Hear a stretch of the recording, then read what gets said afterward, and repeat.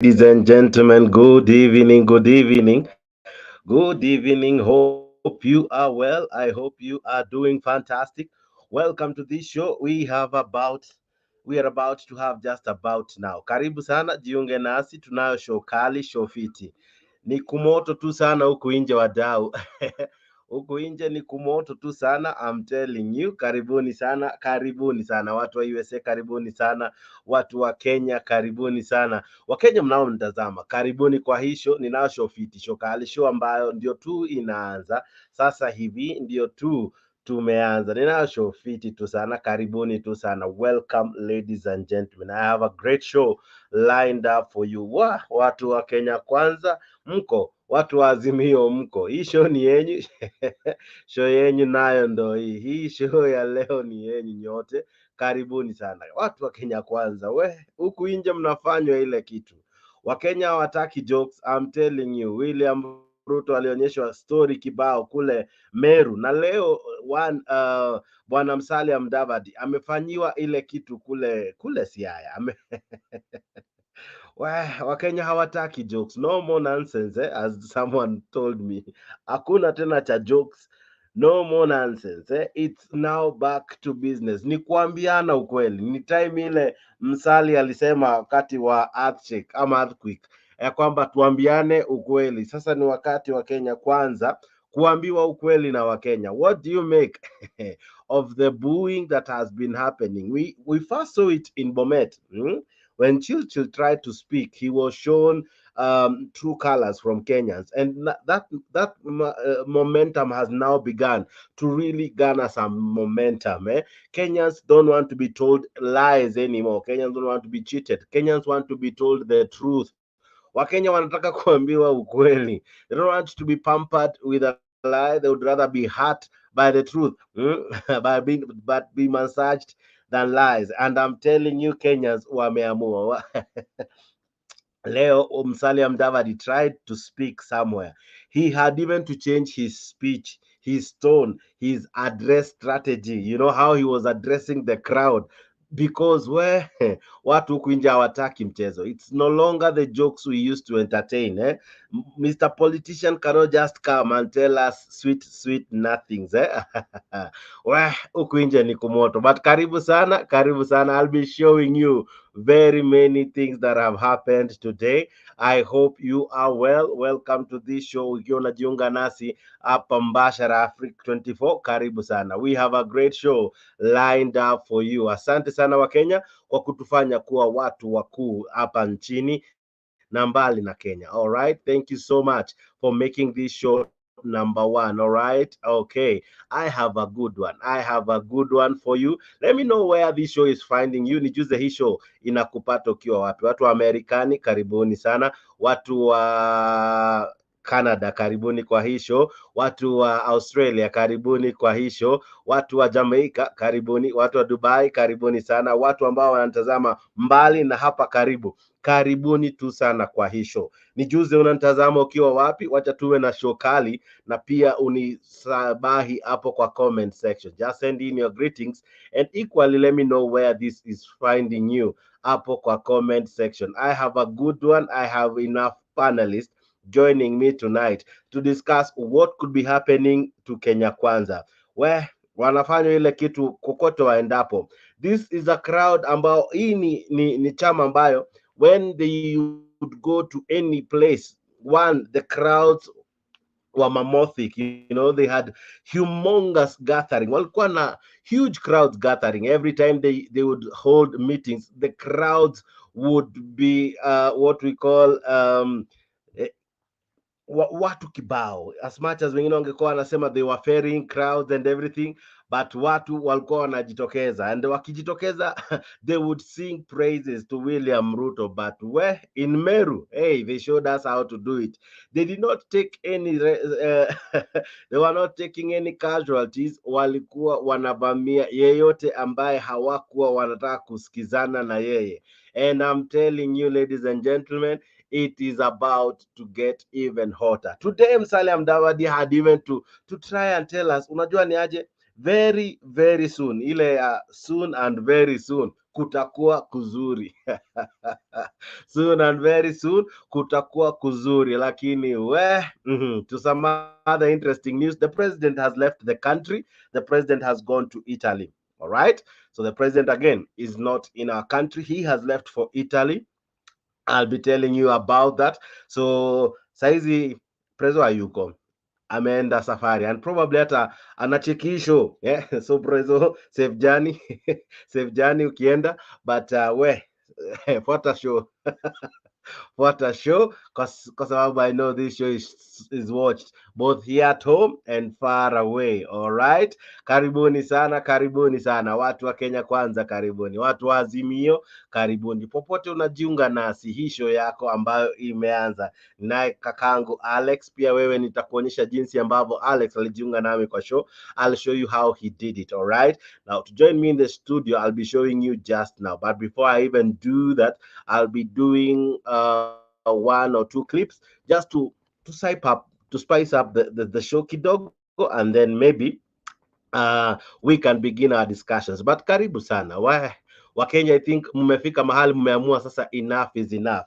No more jokes, no more dealing or rather handling the government with kids gloves. Ni wakati ambapo mnasema mambo jinsi yalivyo, mumeamua kama mbaya ni mbaya, kama ni mbaya mbaya. Now listen to this, and I want you to listen to the first words, especially to the first part of this intro of this news bulletin. All right, politics in the controversial housing levy and the country's state of the economy dominated political conversations across the political divide as each side put up a case for their stand. Prime Cabinet Secretary Musalia Mudavadi urged Kenyans to exercise patience as the government implements policies that he says will eventually revive the economy. Mudavadi defending the president against criticism over the various policies that have been seen to burden an already overwhelmed population. He spoke even as Safina Party leader Jimmy Wanjigi continued to hit out at the Ruto administration over the housing levy. Chematai Goin reports. With the government remaining under the sharp focus of Kenyans over what are turning out to be unpopular policies and decisions, Prime Cabinet Secretary Musalia Mudavadi came close to being shouted down as he called for patience when he represented the president at a church function in Bondo, Siaya County. There is no walk in the park. Tutaumia, lakini we shall succeed. There is hope at the end of the road. Hiyo sawa sawa.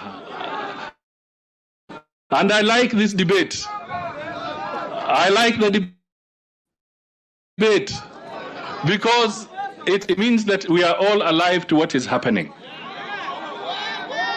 And I can tell you that we are going to work through the difficult times, and you will see the difference. Seemingly reading the mood on the ground, he resorted to pacify the crowd, who in the end was still not convinced. Hivi karibuni, we shall be surprising you with some very important news. All right. Nakwambia iliwaka. I'll be playing you ile yenye unedited. Hii iko edited kidogo, of course, to save face, but kuliwaka. Kulikuwa kumoto bwana. The man had to change the speech. Ilikuwa kubaya. Kulikuwa kunoma sana, Musalia na aliitwa vizuri, aliitwa na jamaa David Owalo, alimuita vizuri sana. Hey, ladies and gentlemen, please be upstanding as we welcome one Mr. Prime Minister, Mr. Prime Cabinet Secretary. Karibu sana mkubwa, mheshimiwa moja. People clapped. And Musalia walked in, akaanza speech vizuri taratibu, all right? Aka explain, we are doing well, la la la, and no sooner had he begun saying jinsi tunafaa tuumie kidogo lakini kutakuwa kuzuri. Kenyans wakamwambia buda boss,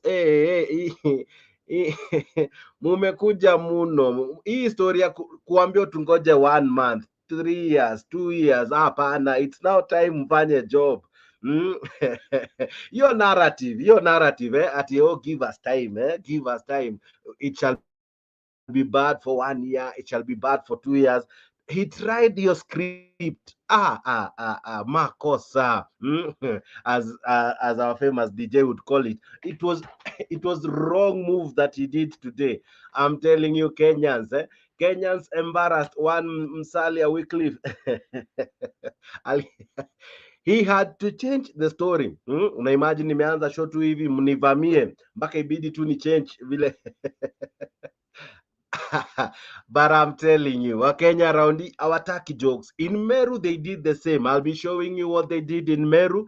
The president on several occasions had to calm the crowd down because the intensity on the crowd ilikuwa moto sana. In fact, the president had to go to the levels of saying, mimi hii makelele staki, hii makelele ni ya watu wa Azimio.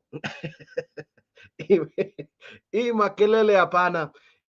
Hii makelele ni ya watu wa Azimio. And I'm telling you, ustake ona, but zaidi yote, welcome to this show.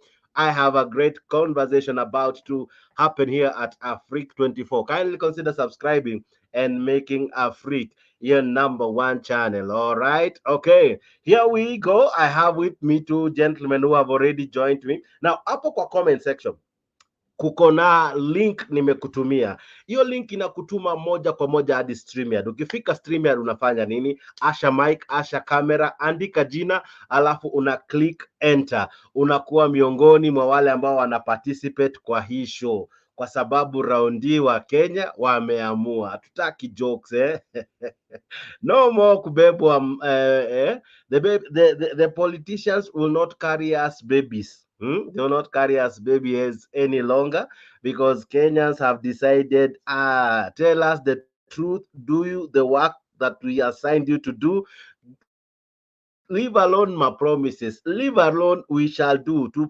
tender, to leave all that alone, fanya job. Time is ticking. Mwaka moja imeisha, mwezi wa kwanza wa mwaka wa pili ndio huyo umekatika. We are headed towards the next general election. Azimio wameanza kujipanga, or rather do I say ODM imeanza kujipanga, watu wameanza kujipanga. So the more the government is wasting time, the more wanaanguka makesi huku kotini, the more time inakimbia. Na huku nje bwana ni kumoto. Wakenya hataki jokes.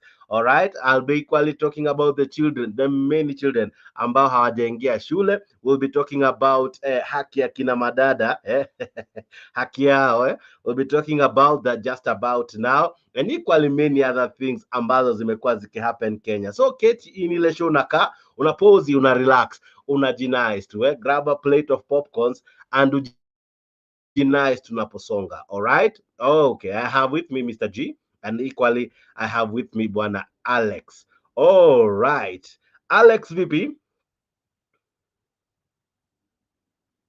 Alex, good morning, good evening, good afternoon. Good afternoon. Hapa ni afternoon. Hapo ni afternoon. Karibu sana kwa show. Welcome. Hope you're well. I'm well and fantastic. All right. What do you make of this seemingly unbecoming reaction by the crowds towards the president and his team? Today it was Musalia Mudavadi. Over the weekend, the president really suffered such wrath from angry processions from the people. You know, Wameru, the Merus and Kisses are like brothers and sisters. And niliona hata Kisi wakati alikuja huko, that time hata Simba aliongea akasema saa ingine hii nice ni kitu mbaya. Lakini let me tell you what has made this happen. It is the rallies that Raila had all over Kenya. Sijui kama ataenda Ukambani ama anaenda Nairobi next. But easy rallies Baba amefanya, especially a coast, was high powered volume, especially the last one in Mombasa. Now people have the courage to criticize impunity poignantly. because you cannot lie to us that you won the election and then you are having such impunity that you don't even know what a government does. These people are busy doing what? They are busy stealing. Because budget yake ni saa hii imeanza, lakini pesa zilipitishwa na Uhuru. Remember Muturi calling us to discuss the finance bill when he was a speaker. So what, you know, people have reached a boiling point. And when you reach a boiling point, there is no return back. Wacha nikuambie saa hii, baba akiita maandamano utaiona ni maandamano hujaiona. Kwa sababu watu wanataka hii maandamano sasa ni watu wa Central kuliko watu wote. Watu wa Central, Kioni amejaribu, Martha Karua amejaribu kuconvince baba, but baba knows what he is doing. So what I make of it is simple, that people are sick, are tired and sick, you know, vis-a-vis uongo ambao inaendelea. So my advice to Ruto is this: you are not reaching 2027. You know, I don't see it. I don't see it, and if it does, because nilisikia Mombasa wakiongea 2027 ndio tutapanga. Hao watu hawajui plan ya baba. Plan ya baba iko very simple. Alipitia nchi mzima, ni Nairobi tu hajaenda. Na sijui kama Central walikuwa na mikutano zao kivyao na Jubilee. Nairobi sasa ndio meeting itakuwa kubwa kabisa kuliko yote. Na utaona watu vile watakuja wakamkundi, because it's not about Azimio anymore. And I ask baba avunje hii ujinga inaitwa Azimio. If they can't join him and form one party as we did in 2002, tena Ruto anaweza kutufanyia ukora yake. Unaelewa? And you had in Mombasa what they told us, that in Mombasa we lost the seats because Wiper inang'ang'ania na wengine wanang'ang'ania ambao wako within the ODM party. So tunataka to form one coalition. If they don't want, wacha waende, because they don't have numbers. I tell you, hata Wakikuyu this time watapigia Raila kura directly, because they have realized he is the only person in Kenya who has been able to stop Ruto. Now, about the court things, nilikuwa unajua nimeogopa sana kuwa Martha Koome ameongea na nani na Ruto wanaenda kupitisha hizo vitu zake zote. Tulikuwa tumeogopa sana, lakini inakaa Martha Koome knew what she was doing. Martha Koome went and told, ni kama alienda akamtell off, and many Kenyans did not know his reason to go there. Is to tell him off and so that hizi cases zikikatwa awache ku criticize nini government. Unaona vile hizo vitu zimewaumiza vile zilikatawa na koti, especially the housing levy. So Kenyans are relieved a little bit. So, but what we should do is to tell them to return the money they had taken from Kenyans for how many months? 2 months, ama ni ngapi? Ni mingi, from August, from July, wali backdate to July. Yeah, so from July last year. Those are several months, bwana. And you know, you are taking from civil servants all over and from corporations. Unaelewa? So kitu sijui kama koti ilisema watu warudishiwe pesa zao. Koti ilisema hivyo?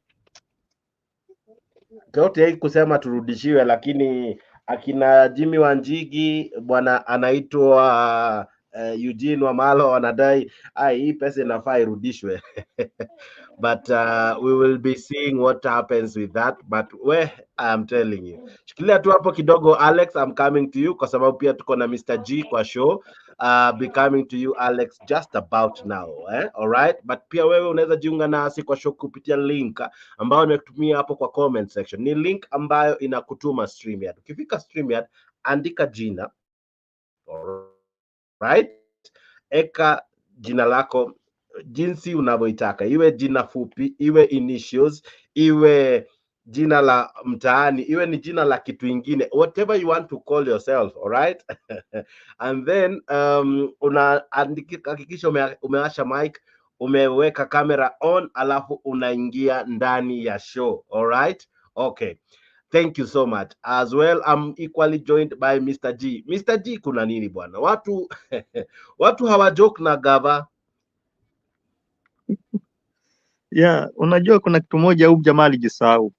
Kuna kitu moja Ruto alijisahau na hiyo uongo yake. Kwa ile kitabu ya 48 Laws of Power kuna ile number 19. Number 19 nasema do not offend the wrong person. And this guy kwa uongo wake ya kudanganya watu kila siku alifikiria kuwa atakuwa anatumia ujanja kila siku akidanganya watu na watu wakubaliane naye. Hakujua kuwa a time comes wakati jamaa anaamuka they'll come for him. Nani alikuwa anafikiria kuwa in Meru watu wanaweza piga kelele, wanaweza kumheckle in Meru? Nani alikuwa anafikiria kama inaweza fanyika? No one ever imagined. But sasa kwa sababu watu wamechoka, watu wamechoka, and this guy bado anajipiga kifua akifikiria kuwa ataendelea kuintimidate watu. Watu wale wamefikia sasa ni point ambao wanaenda kumtoa wenyewe. Akiendelea hivyo watamtoa wenyewe, kwa sababu sasa hii watu wameona ni kama huyu jamaa alikuwa anadanganya watu. Alikuwa tu anadanganya watu. Si mtu ambao alikuwa anaelewa kama alikuwa anafanya. He wanted votes, Oda alipata votes na ameshindwa kugovern the country. Hakuwa na plan. And he used lies kudanganya watu kwa alikuwa na plan na kusaidia hii Kenya kuna economy, but they were just lies. Hakuwa na any plan. That's why pia watu washachoka. Hawataka story yake. That's why unaona MPs, unapata senator wa UDA wanalilia mbele ya baba wakiomba msamaha. Wanasema wasamehewe kwa ile makosa ambayo alifanya. Most of these senators, most of these MPs, most of these leaders wamekuwa disassociating themselves with the UDA. Wengine wanalalamika, wanasema hata wataenda motoni kwa sababu ya kujiassociate na hii UDA. Kwa sababu gani? Ani wameshangaa na wana feel guilty. These things, watu wanaumia, lakini sasa these guys hawaoni. But that law in the 48 laws of power ambayo inasema do not offend the wrong person, huyu jamaa amejisahau. And it will work against him. So tayari ameoffend the wrong people na watu wamemuonyesha sisi ni wale tulikuwa kwa ofisi, so kindly don't joke with us, ama vipi? Jex, in our constitution tunaambiwa the supreme power iko kwa kina nani? Supreme power iko kwa kina nani in our constitution? Iko kwa wananchi. So he has just he has just offended a wrong person. Hakujua hiyo. Hako blind.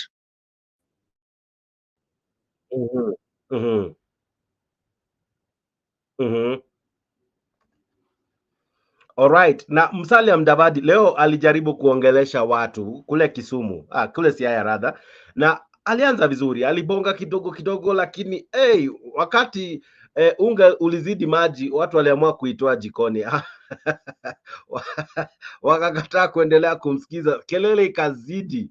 I'll be playing especially from the crowd, because what I'm playing is from the main camera, but from the crowd, what people were saying, the heckling hapa kwa crowd, people telling him acha uongo, others shouting Raila Odinga, others telling him, you know what, you guys mumetuzoea na uongo, all right? So what do you make of him being booed despite him trying to cool the crowd that ni kubaya wadau? Mr. G, are you there? All right. Okay, yes, I think Mr. G I'm around. Yeah. What do you make of Musalia kufanywa ile kitu?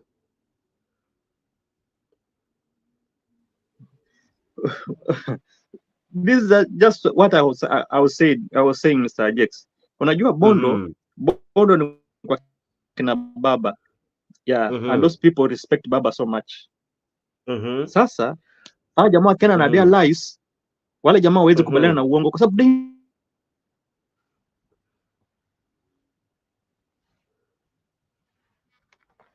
oh my, uko na mshiki bwana G. No, wanajua kwa hawa watu ni waongo. Hatukupati kabisa unakatika.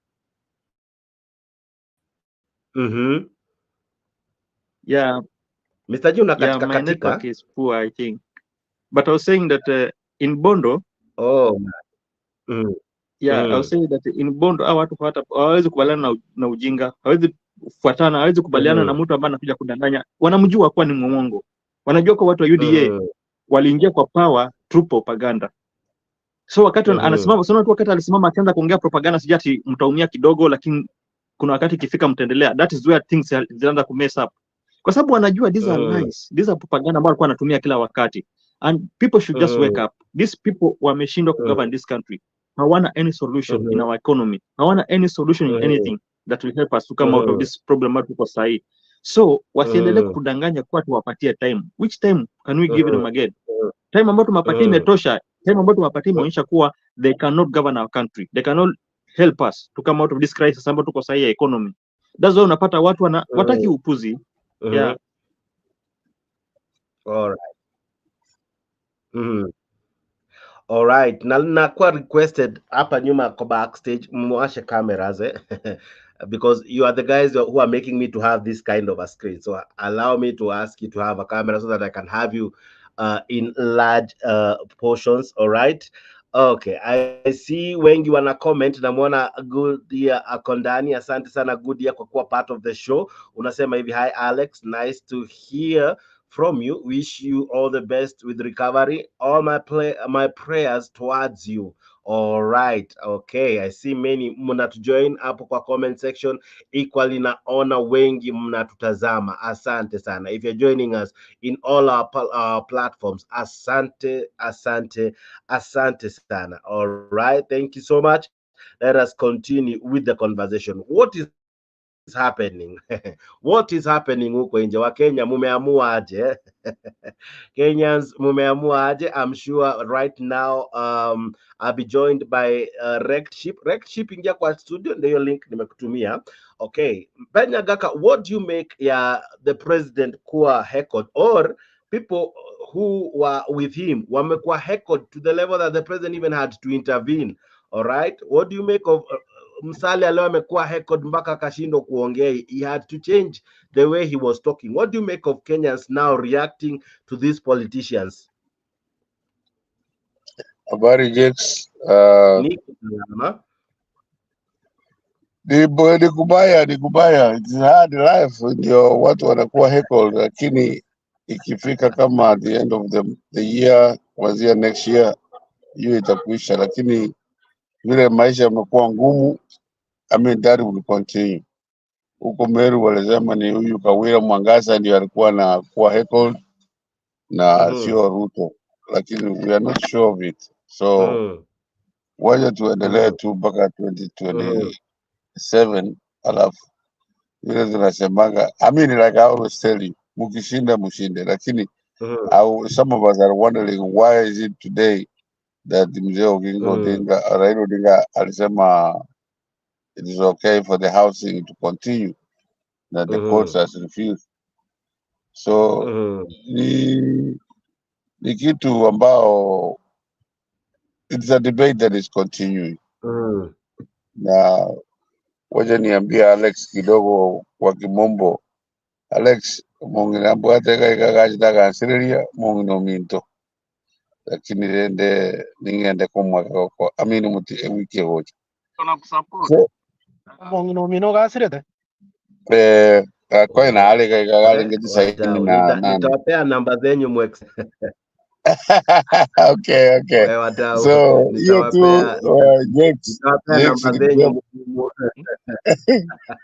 Jakes sasa kusema ya kwamba huyu amekuwa heckled,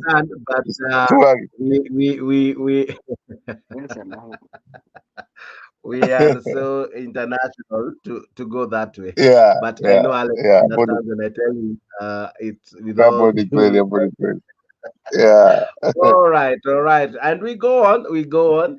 Alex, before I come to you, I want you to listen to this clip. It's the audience kwanza wanakuacha But upande stage. Jex, Hmm? before Yes, that clip, yes. before that Mm-hmm. clip, there's something that Nyagaka amesema, ati baba amesema aendelee na nyumba. That is a wrong statement. That is wrong. Hakusema hivyo. Mm-hmm. What did Papa say? Hakuna mali baba amesema kuwa aendelee na hiyo kazi ambayo anafanya. Kwanza in fact ame condemn sana. Baba condemned akasema mambo ya housing at least angeza kukaa na wale watu. Unaona kama Changamwe. Watu wakupewa any notice, watu wakupewa anything, amekuja amebomoa nyumba za watu. Watu wako na familia, wako na watoto wadogo, wako na hajatoa vitu kwa nyumba. Wanabomoa. What baba said ni kuwa huyu mtu at least angekaa na hao watu awaongeleshe kwa kuja bomoa nyumba, lakini sasa hii mambo ya kuja kubomoa baba said At least he was positive. yeah. At least mzee Raila alikuwa positive. Unasikia na kujua nasema unaweza kuwa paranoid. Sio unaanza kupiga maktepu kwake hapo nje.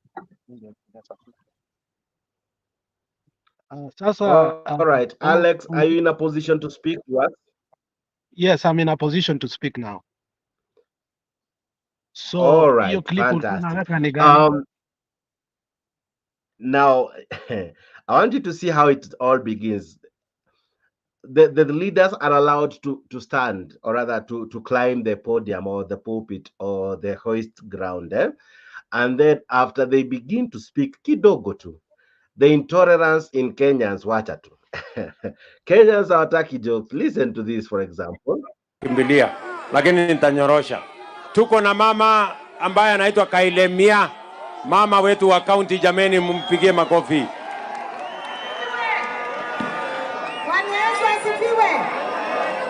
Yangu ni rahisi, ni kukuja kuambia president wetu karibu anga nivo kire ito ndewenu ambovo kire. Haya, nakuja kuambia president akuje. Hapa ni kwetu president, hapa ni kwetu. Hawa watu wa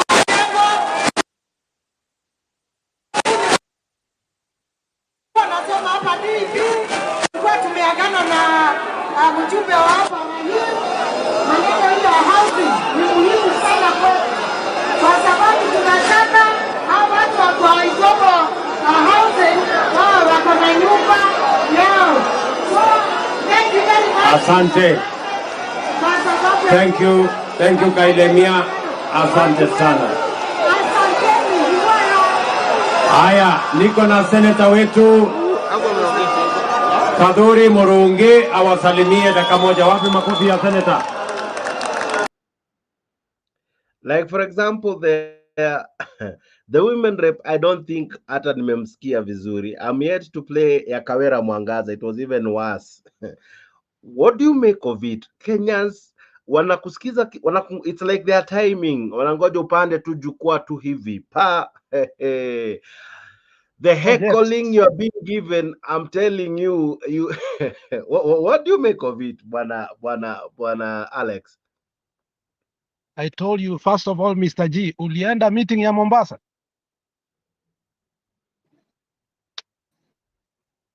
No, sikufaulu kufika pale, nilikuwa nimeshikika. I had an issue with one of our container ambao nilimaliza jana saa 12, so sikufika pale.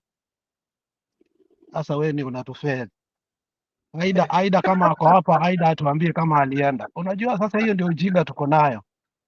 Yenye unasema ati hukuenda hiyo meeting. Sasa sisi tulikuwa tunasikiza kutoka hapa live. Unajua meeting ya Mombasa was the best, among the best. Na mimi nilikuambia hivi. Exactly. Na mimi nilikuambia hivi, Mr. G. Mtu anaitwa Abu alihama kwenda UDA before elections. Unakumbuka? Yeah, ulisema nakumbuka. Joho ni kama pia ameingia UDA. So Joho was the only one missing, but governor wa Mombasa alifanya kazi nzuri. Mishi Mboka alifanya kazi nzuri. Kuna huyu mwanamke wa Kwale ni women rep ama ni MP. There is that woman who was in Kwale who also spoke very well, eloquent, rhetorically, and she convinced me that watu wa Kwale ni mistake ya Azimio ilifanya tukasambaratika hivi. ODM haikupata viti zake zenye walikuwa nazo 12. Na sasa Jex, wacha nikwambie kitu kimoja ambayo Penny Nyagaka may not agree with me. The whole country imekataa Ruto. It is right now aende, unaona ile njia tulijaribu wakisi tulijaribu kuwa mzuri wakati tulimhost Musocho. Tulimhost vizuri, Simbarati akakuwa mzuri. Baadaye huyo Soro ameenda amepiga watu marisasi, watu wengine walikufa, wengine ni masikio, wengine ni prosthetics wanaenda kuwekewa. So we are living in an era whereby Kenya Kwanza is not only inasumbua like in terms of budget, it is terrorizing our own people. And when you see a people start reacting the way they are reacting, they are doing so because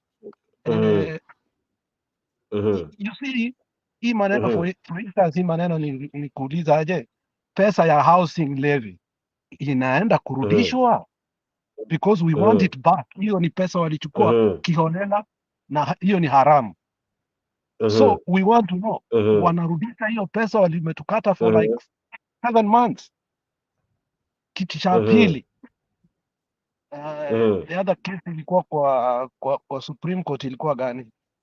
Sasa huyu anaitwa Gachiedha. Gachiedha alikuwa anataka kupeleka madam mwingine hapo kwa Judicial Service Commission. He chickened out because he knew he's going to lose. So ukiangalia hizi vitu vizuri, hata Wakale wamekataa. They are booing them. Imagine. The booing did not start now. In fact, Wakale ndio walianza. Weka fungu, achana hizo na. Yeah, you're right. Weka Ruto hapo. Weka fungu. Tuweke sisi wapeke yetu fungu. Wacha hii maneno unatuwekea hapo Ruto. No, so there's a reason I'm doing this, because you guys make attack watch a camera. Now I want you to listen to this. This is when Kawera Mwangaza tried to speak. She began by greeting people. It wasn't even possible for her to continue. William Ruto had to make some certain remarks, and that's what I want to play just about now. All right.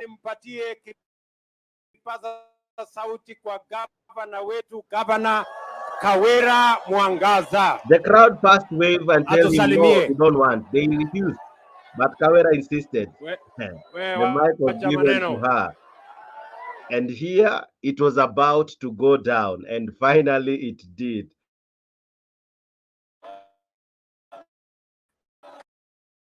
Look at this.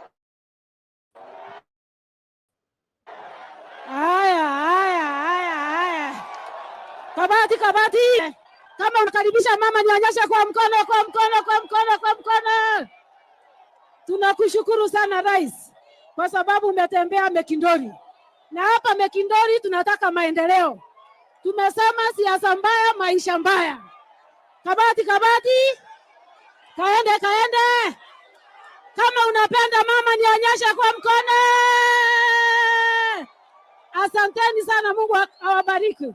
Karibu sana Rais, tena na tena tuna.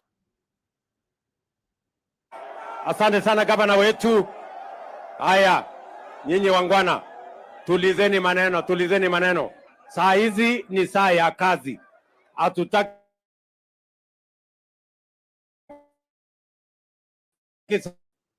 saa hizi kupigana vita. Tunataka kufanya kazi, si namna hiyo? Nyinyi mimi na Rikiji tufanye yetu. Si nyinyi ndio mthabitisha mtihani? Mtu akizembea kazini sinaenda nyumbani.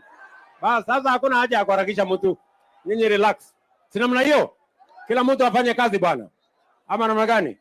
Mimi nataka niwaulize watu wa Meru, siasa hatutaki ya vita, tunataka siasa ya maendeleo.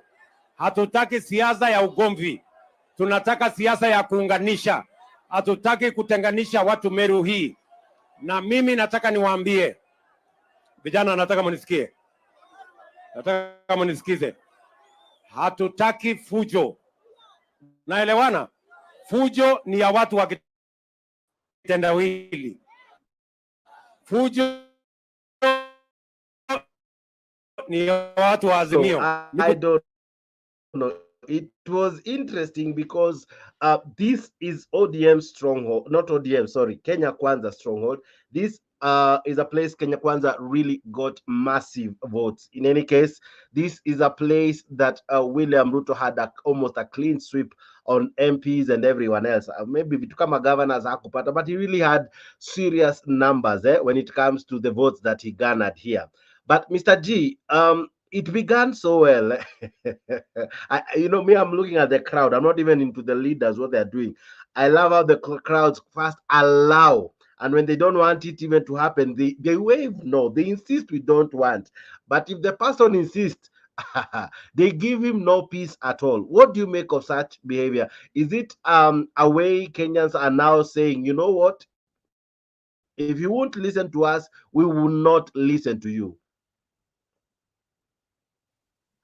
Exactly. That is what they're trying to say. You know, in fact, in Meru, there's a problem between the governor and those other leaders and the people. So in Meru, as much as those people wana heckle, wanafanya nini, but there is a problem between governor and those people, the MCA and all those other leaders.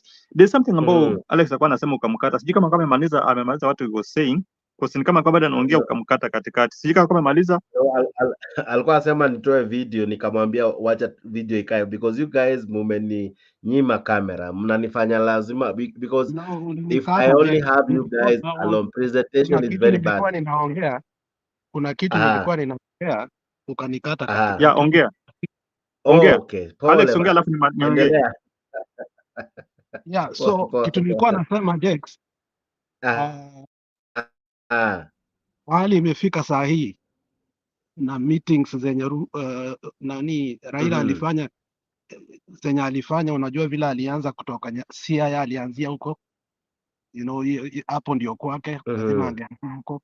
Meeting ya Kisumu was one of the best pia, but when he went to Vihiga it was very interesting. And Busia is county number 1 kwa ODM wenye walivote vizuri kabisa. Walivote kitu kama almost 80%. Aso naona tukatembea vizuri, tukaenda Kakamega. Sasa Bungoma was the climax wakati wa ndugu za Wetangula wawili. Sasa wame decide kuingia ODM. Kuna ule Benson na kuna mwingine hapo.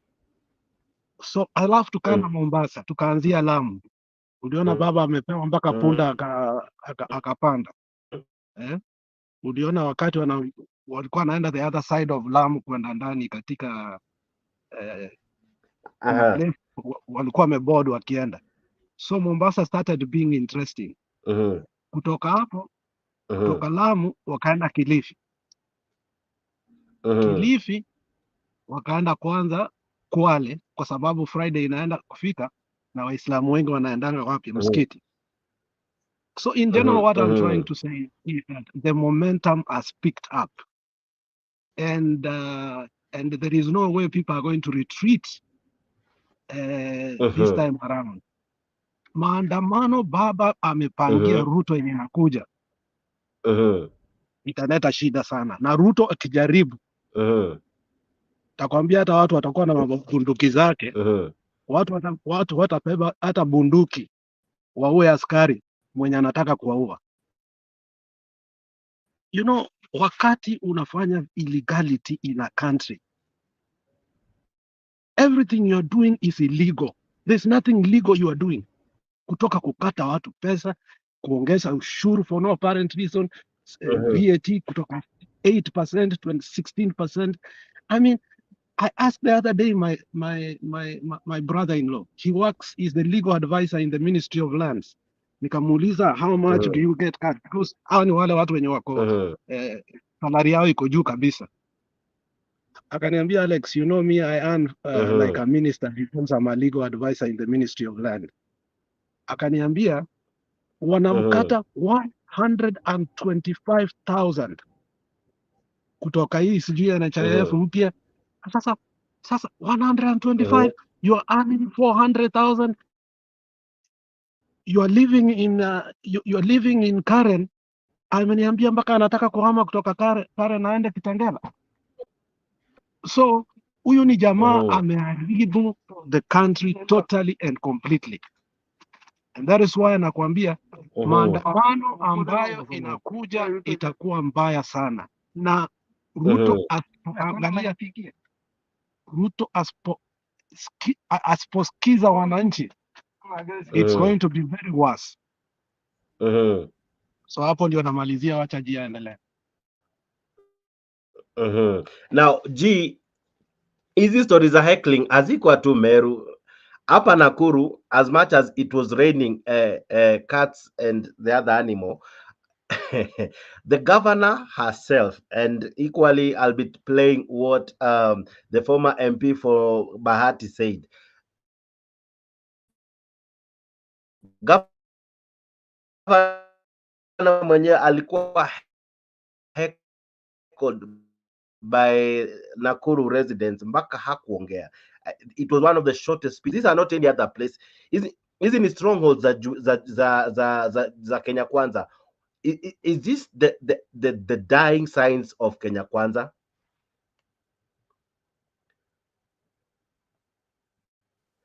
Mr. G? Yeah, you know, Jex, before I answer that, there's something ebu highlight ile kitu ambao nani ameandika Goody comment ya mwisho kabisa, the last comment ambao Goody ameweka. Just highlight it, nataka kuisoma. And highlight tu yeah. Concerning that comment ambao Goody amesema, I want to tell Goody that Baba is not the one to solve the cost of living ambayo iko high. Is not Baba to solve it. Baba angesolve angekuwa kama president, because president has all mechanism ya kufanya country iwe na better cost of living. But kwa sahi sasa Goody akiwa analaumu Baba ati Baba asaidie kwa cost of living, no, Baba hausiani kabisa na cost of living. Baba is making his house in order. He's just putting his house in order, kwa sababu si yeye ambaye anafanya cost of living. Cost of living should be inafaa iwe dealt with na the president and the government, the current government, not opposition. So to blame Baba upande wa cost of living, Baba is making his house in order, and that is very right. Na ako right kabisa kufanya kitu ambacho anafanya. Okay, coming to what you are talking, to coming to what you asked Mr. Jex. Sahi watu wamechoka. Look at this. Angalia hapa vile watu wanapiga kelele wakirukaruka. Kulikuwa na chaos wakati Baba alikuwa Busia. Wakati Baba alikuwa Busia kulikuwa na chaos. Lakini wakati Baba alisimama kuongea, kila mtu alinyamaza, wakamsikiza vizuri kabisa mpaka Baba akamaliza. Odo kulikuwa na hiyo chaos kidogo na wale gusa ambao ametuma, but haikuwa kama hii. This one here walianza wakati Kawera Mwangaza alikuwa anaongea. Na for me kusema kwa pia huyu mtu amekuwa heckled ambaye ni Ruto. Yeah, nikisema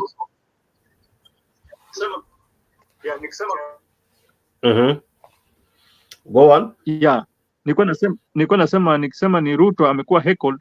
Tunapata wakati Ruto anaendelea kuongea ndio watu wanaendelea kuendelea na ile, yani wanakuwa psych more when alikuwa, yani sasa psych inapanda, mori inapanda, wanapiga kelele sana. Kumaanisha watu wamechoka na lies. As much as pia leadership iko mbaya kule Meru, but lies pia za huyu mtu pia zimechokesha watu. Cost of living imeumiza watu wengi. Watu wamefunga mabusiness zao. Watu wanapitia hali ngumu, watoto hawaendi shuleni. Pesa haiko mfukoni. And this is the guy ambaye danganya watu akisema kwa akiingia kwa kiti kukalia kiti pesa itakuwa mfukoni. Hakuna mtu ako na pesa mfukoni sasa. Kila mtu ako ana struggle kupata pesa. So the same way unakumbuka there's a tweet ambao nani alimake the former MP of Nandi. There's a tweet ambao aliweka last week na akasema it is only a madman ambaye who is still expecting kuwa hii government wakipatia time ita perform. Only a madman Alright. but I believe that narrative, but it won't happen. This government may fail na haina any strategy ya kutusaidia come out of this mess ambao tuko ndani. So hii gava haiwezi make ama nini, because they are really trying. Na Musalia Mudavadi haiwezi make. Tutakuwa na announcement. Kenyans wangojea wewe hauoni bene president amekuwa frustrated hai.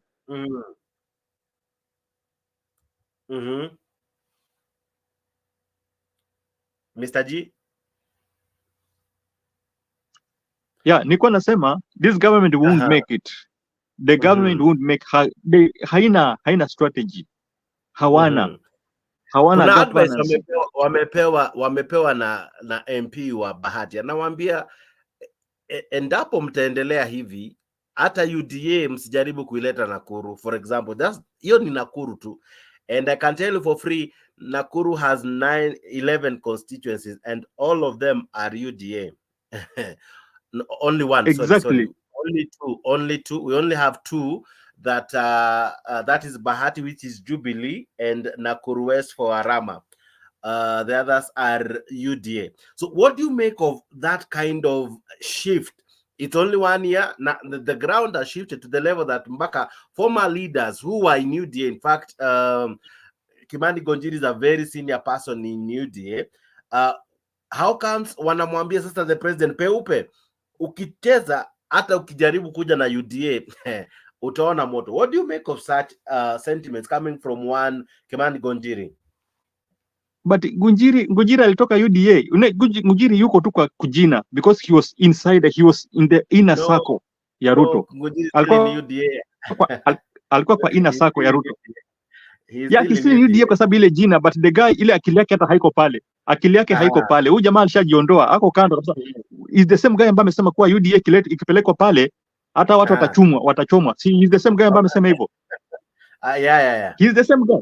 Yeah, he's the same guy ambaye amesema hivyo. So, wewe niambia wewe uko inside UDA alafu unaongea vitambu jamaa anaongea hivi. Huyu mtu ameona kuwa hapa moyo wake hata haiko hapa. That's why alikuwa anaambia watu wa Nakuru kuwa saidi the solution iko tu kwa Mungu. Waombe tu Mungu lakini si government. Waombe Mungu na Mungu ataweza kuwasaidia. Naona Julia amekuja. Julia Konda. Julia amejaja. Karibu sana Julia. I hope you are well and equally joining us. Alex anakuja and many equally are watching. Asante sana kwa kuwa part of this show. We are doing it live here at Afrique 24. Sorry, I had to switch channels so as niwe clear in one, all right? But asante sana kwa make time kuwa part of this show. Ninaona wengi wana comment na wana participate kwa hii show. Julia, good morning, good evening, whatever time it is, but habari ya leo? Mzuri Jake, good. I'm good Jake. Habari ya leo? Niko salama, umepotea wewe? Niko ni vile tu issue yenyu saa zingine ni kama ikuji ama I don't know. Ama unatufuata from Africa? Are you surprised? Yes, I don't see it in Africa. No, we have been there. Maybe probably hit notification ndio tukiingia tu hivi inakutumia, but I think I've been sending you, but tutaongea hapo nyuma ya tent baadaye. But anyway, karibu sana. Asante nashukuru. Naona Mr. G yako. Sijui Mr. G anasema Ngujiri amehama, ametoka UD ama ameenda wapi? No, Ngujiri yuko lakini sasa ile akili yake haiko pale. Yana anatrust sai Mungu na anaweza saidia Kenya, si Ruto tena. Sai ni Mungu anaweza saidia Kenya peke yake. Na si juzi tu alitutukana na you remember vile alitutukana juzi tu. It's not even 1 year. No, achana maneno ya 1 year ago. Ngujiri spoke very well. Kwanza Julia, habari yako? Mzuri Alex, good to see you. Yeah, thank you Julia. Sasa Ngujiri uliposikia leo amemwambia vizuri sana Ruto kuwa hii maneno unafanya huwezi fika 2027. Na alimwambia na upole ingine mzuri sana, sio ule Ngujiri mwenye anapenda kugombana.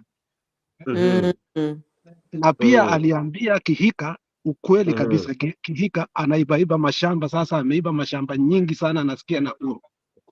So he was also amekuwa mtu wa kutetea watu. So if you know, let's not criminalize association. If watu wa UDA wamekubali, wamefika kwetu. Let us receive them. Azimio, let us receive them, because mimi Julia, watu niko nao shida ni watu wa Central. Si baba anakuja lini Central? Bila alitoka Mombasa anakuja lini Central? Sijui, I think I need to find out. I don't know. So ukipatana na watu kama Munjiri wakiamua kuja, uliona hata Mudavadi vile amepigwa kelele pale. Actually, Julia, I wanted to ask you, what do you make of this heckling? What is happening? Because this heckling is now becoming is it the new way of protesting? Is it the new way of maandamano? We saw it in Nakuru. We have seen it in Meru. Today, Musalia Mudavadi could not even finish his speech properly because wananchi wamefika mahali, they are not taking any casualties. Wanakuambia hapo hapo, ukiwa tu hapo. They are not sparing you. Yeah, mi nasikia kwanza pale pale kwa Mudavadi au vijana si ati ni wale wanapangwa. They were just fed up with what he was saying. Walikuwa na mjibu. Naona sijui kama nyinyi watu, me have been in the classroom. Uko na situation watoto wanakujibu, yani unaongea watu wanakujibu. It's very annoying. And very disrespectful. That is what Mudavadi alipata. Pale Meru I think first kulikuwa na showdown ya Linturi na Kawira Mwangaza na I think Linturi alipanga wao vijana wakuja wa shut down Kawira Mwangaza, lakini sasa mimi nashangaa Linturi ako pande gani? Ako pande ya Ruto ama ako pande gani? Now but now the overall thing that happened kwamba Ruto was embarrassed. Unaona aliendelea kuambia nyamazeni, they were still shouting back. Hiyo inaonyesha na unajua Julia, yes. Unajua there's something, wewe ni mwalimu, there's something called class control. Like when you are in front there is a way you can behave until people listen to you. Mtu alianza kujibiani, nyinyi wangwana mnasikia? Sisi sio watu wa fujo. Sisi watu wa fujo ni watu wa Azimio. Na kitendawili. Unajua hiyo kitu ilikasirisha watu. Na wameona vile huyu mzee ametetea watu Kenya. Kama sio yeye sahi Ruto angetoa ametuangamiza. Kwanza yeye ndiye alipeleka hiyo case. Ila alipeleka hiyo case kotini ya housing levy, tukafikiria alikuwa mjinga. Na ile wakati Koome alimit Ruto, tulikuwa na uoga sana kuwa hizi kesi zinaenda kupita zote. But it looks like alienda kukatasha Ruto, akamwambia hii kitu inaenda kupitishwa hivi. Na tumeshaamua usipigie judge wangu kelele. Yeah, ni kama Alex, ni kweli ni kama Koome is giving us some surprises. Koome ni kama ana surprise kwamba amegundua kwamba where the country is na I think she's like making up her mind kama ni mbaya. Lakini pale kwa pale Meru, what Alex is saying, if I go to the classroom nipate wanafunzi wanagombana, I expect at least mimi waniheshimu hata kama sijui wanagombania nini, at least waniheshimu waache kwanza watulie by my presence, watulie waone how I sort it out. What were the boys doing? Shouting back, yelling. Hiyo walimuonesha disrespect sana, and they no longer care what Ruto will do or say. And then Ruto naye kama mliona hiyo body language yake na his mood, ako depressed to the end. Mr. G hapa, sijui kama Mr. G amesema huyu jamaa amesukumwa, and today I was thinking Ruto may collapse anytime hata in public. I'm telling you. Let me ask you. Kama mnamtukia, you are wishing him serious problems, bwana. No, we are not wishing. We are just trying to analyze. You see, kama wewe ni president, and people tu vijana tu wenye wana pesa have the audacity to shout at you in public. Hata ukijaribu kuambia nyamazeni, they are yelling and shouting.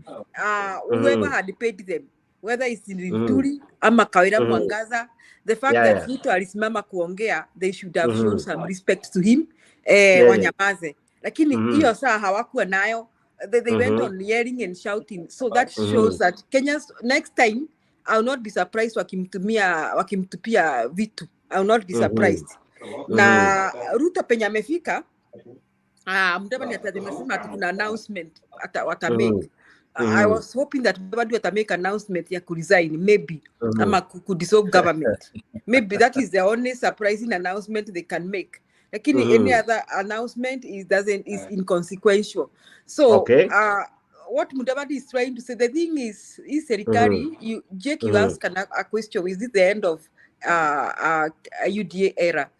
UDA is coming to the end on its own. Is destroying itself. Now look at the way the economy is. Watoto leo nimeona over 130,000 children cannot be accounted for when you alifanya KCP. After tulitoka kwa Kibaki akasema ati transition 100% si tumekuwa in the recent past doing close to 100% transition at least to high school. So we are talking about over 130,000 children cannot be accounted for. Now, bei ndio hiyo. Ruto ndio hiyo anangangana watu walipe house levy. Kuna watu nimeona wamesema warudishie pesa yao. Ruto amekula hiyo pesa.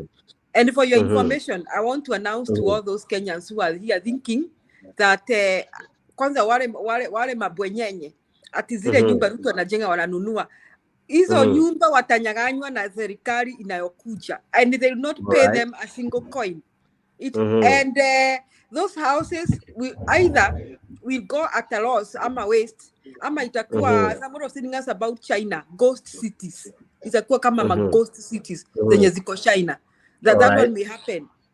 But I want to tell you, those who are grabbing those houses and buying, they will go at so much loss. I also want to tell those who are the contractors who are building. The incoming government, there's an incoming government. I promise Kenyans that there's an incoming government. We will not pay them a single coin. So kama wewe umenyakua ati umepata contract, you better run for your life and leave that contract alone. Hakuna pesa utalipwa, utaenda tu hasara. So I want to conclude by saying that Ruto's government will not recover. It is like a patient who has cancer beyond stage 4. Stage 4 squeeze nasikia watu wanapona. I hear people come back from stage 4, but I'm telling you, Ruto's government is a cancer that cannot recover because his strategies are miserable. Angalia sasa mtakuwa mkilipa barabara. Who will be paying? People will burn down those toll stations. Ati mtakuwa mkilipa barabara. Mbona Wakenya wataki kulipa taxes? Mimi nina swali. Why Who is are not Kenyans paying tax? Who is asking that foolish question? House levy is a good thing. Let me answer that foolish That's something question. that is good for Kenyans. Unajua Kenyans, they want instant gratification. This is a long-term game. All right. Now, I don't know. Can I call you Honorable Alex? Mbona mna complain every time? Watu walipe taxes.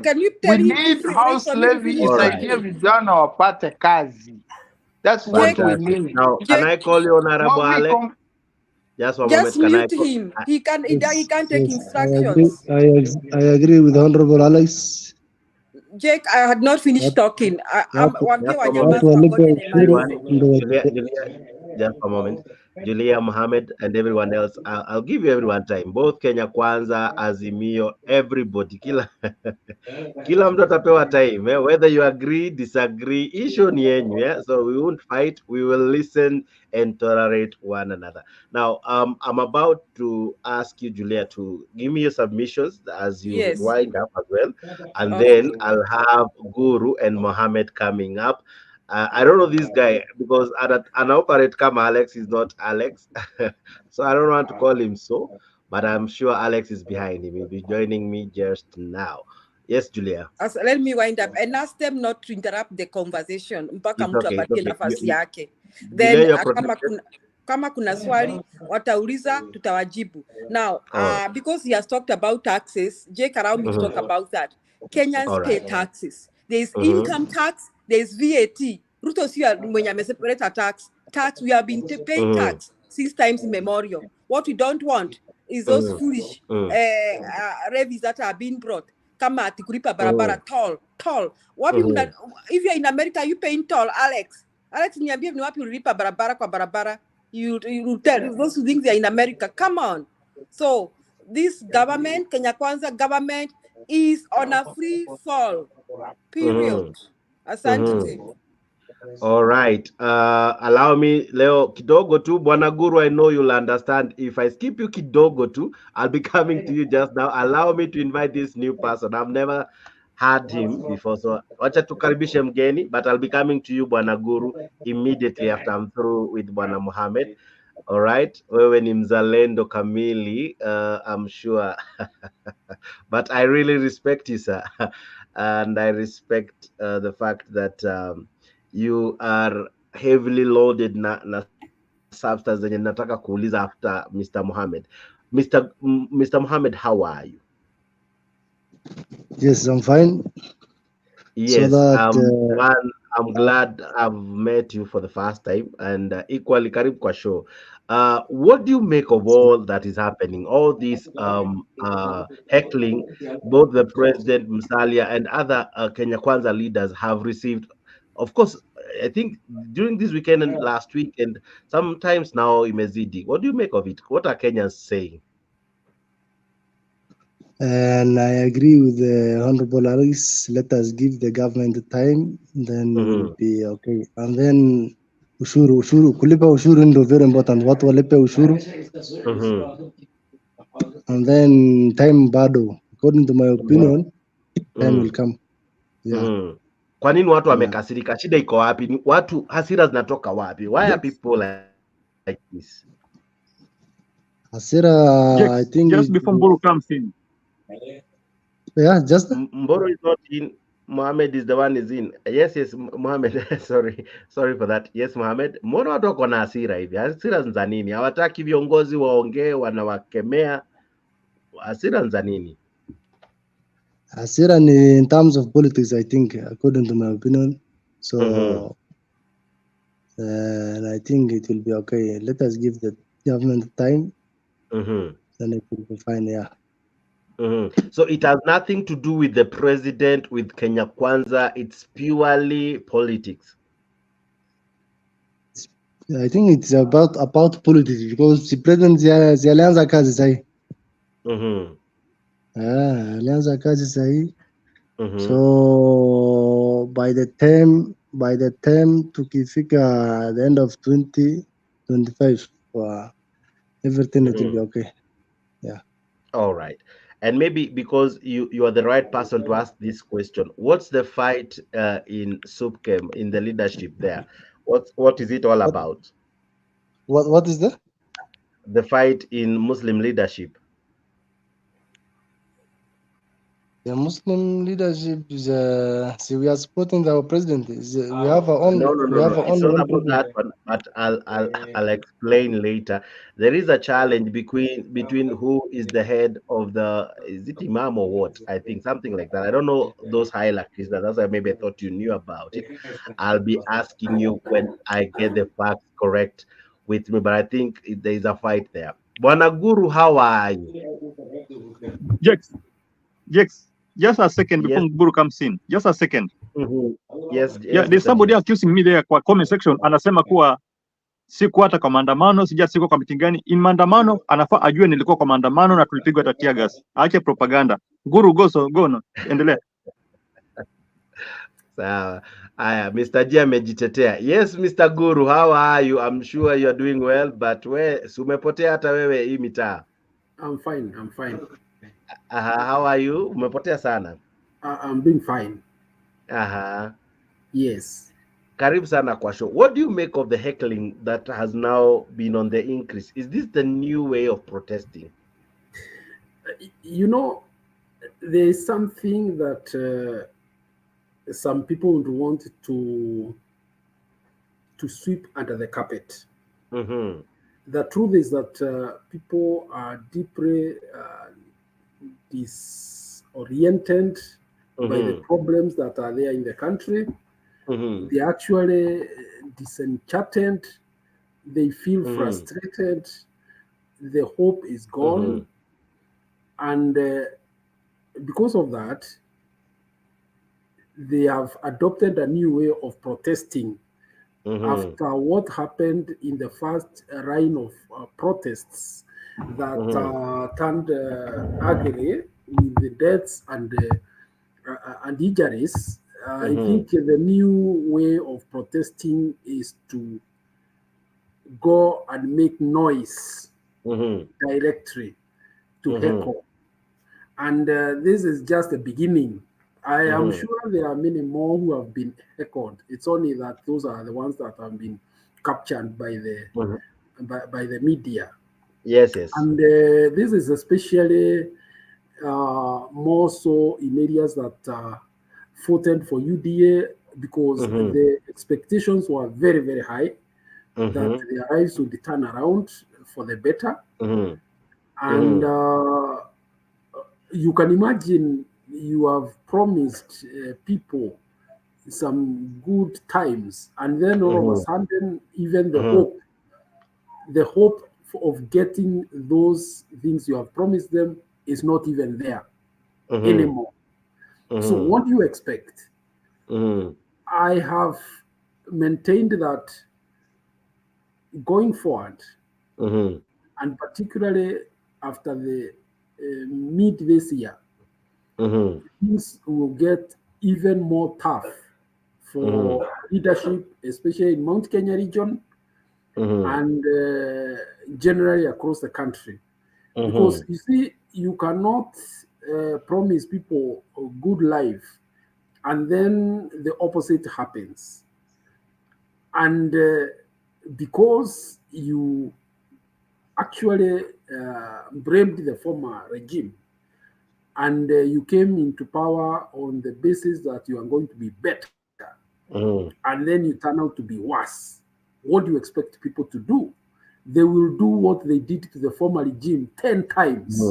And I will say this, even at the worst time in the Nyayo era, when people in central Kenya felt so frustrated, at no time did the people have the guts to shout down the late President Daniel Toroitich Arap Moi.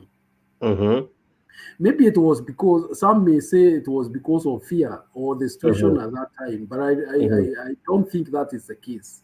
The thing is that unfortunately Ruto has lost respect with the people and is not carrying himself with the dignity of a president, especially in his utterances and getting involved in petty political exchanges that can attract ridicule and rebut and so on. Because what is the reason of going right now talking about mutu ya kitendawili and so many other hurting things that don't make sense in the current situation, because it's not campaigning. So when you reach that level, what will happen is that the people will also start taking you casually. And that is what has happened.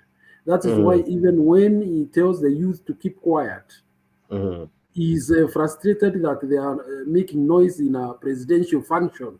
He even says that he does not want noises in a presidential function. That one is very telling, because he understands the impact of that action by those youths. Yet he is the one who has invited the same through his character. Through his character. Because you see, a president is somebody who should be carried with a bit of weight by whether you voted for him or not. When he appears somewhere, he carries himself with dignity that will force you to respect him.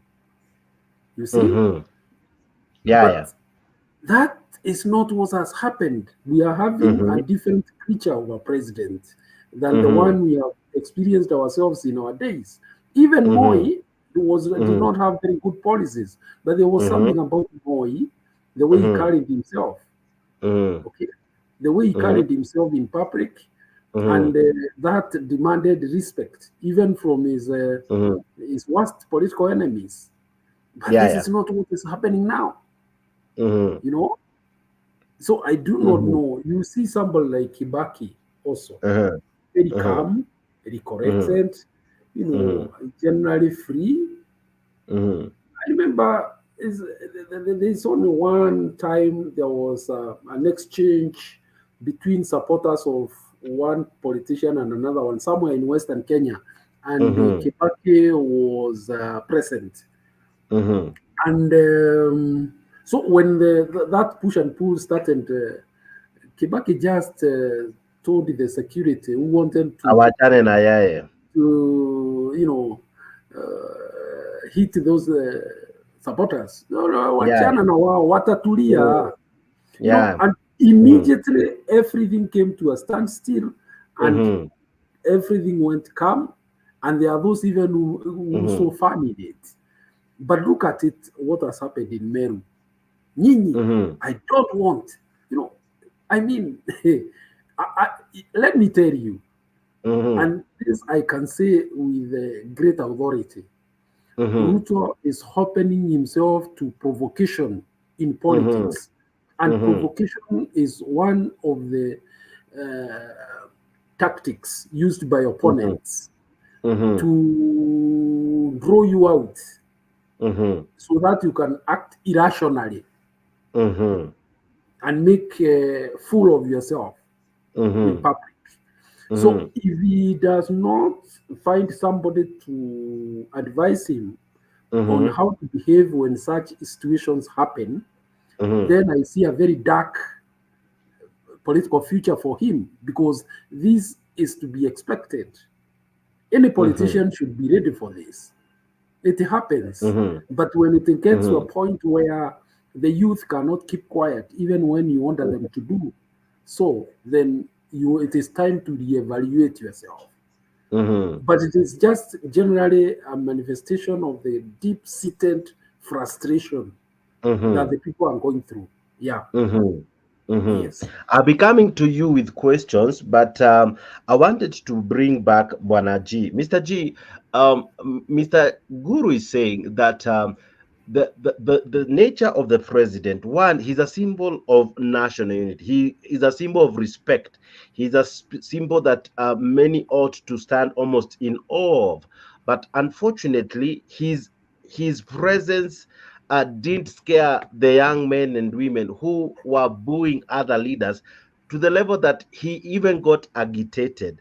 From where you sit, what can William Ruto do? Because by the end of the day, he ought to learn how to tame crowd. He had it before, but he seems to be losing that. He seems to be losing the ability of crowd control. Or is it because what he said, or rather what he promised, he can no longer give promises because people are anticipating he ought to deliver?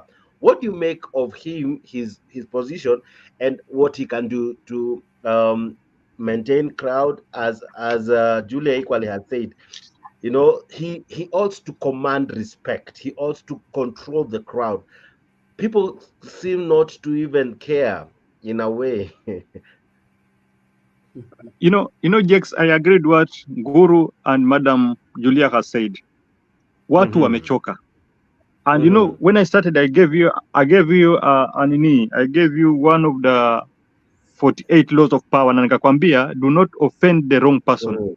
This guy na hizi acts zake ambazo amefanya na hizi propaganda zake na uongo zake, he has offended a wrong people. We are the supreme, na sisi ndo tuna decide what to do. So tukiamua ni maandamano, hakuna vile atatuzuia. Tukiamua hatutaki kumsikiza, hakuna vile atatuzuia. Sasa watu wamechoka naye. No one want to listen to his lies. In Meru, he's a symbol of power. He's the president. Wakati watu walikuwa wanapiga kelele kwa sababu ya Kawera Mwangaza, wangenyamaza wakamsikia. But look at what happened. In fact, sasa ndio ilizidi, ikawa sasa imaka, watu wanaruka, wanapiga kelele, wanamheckle. Ilikuwa imezidi. Why? Because watu wamechoka naye. This is a person ambaye washajua he lives in propaganda.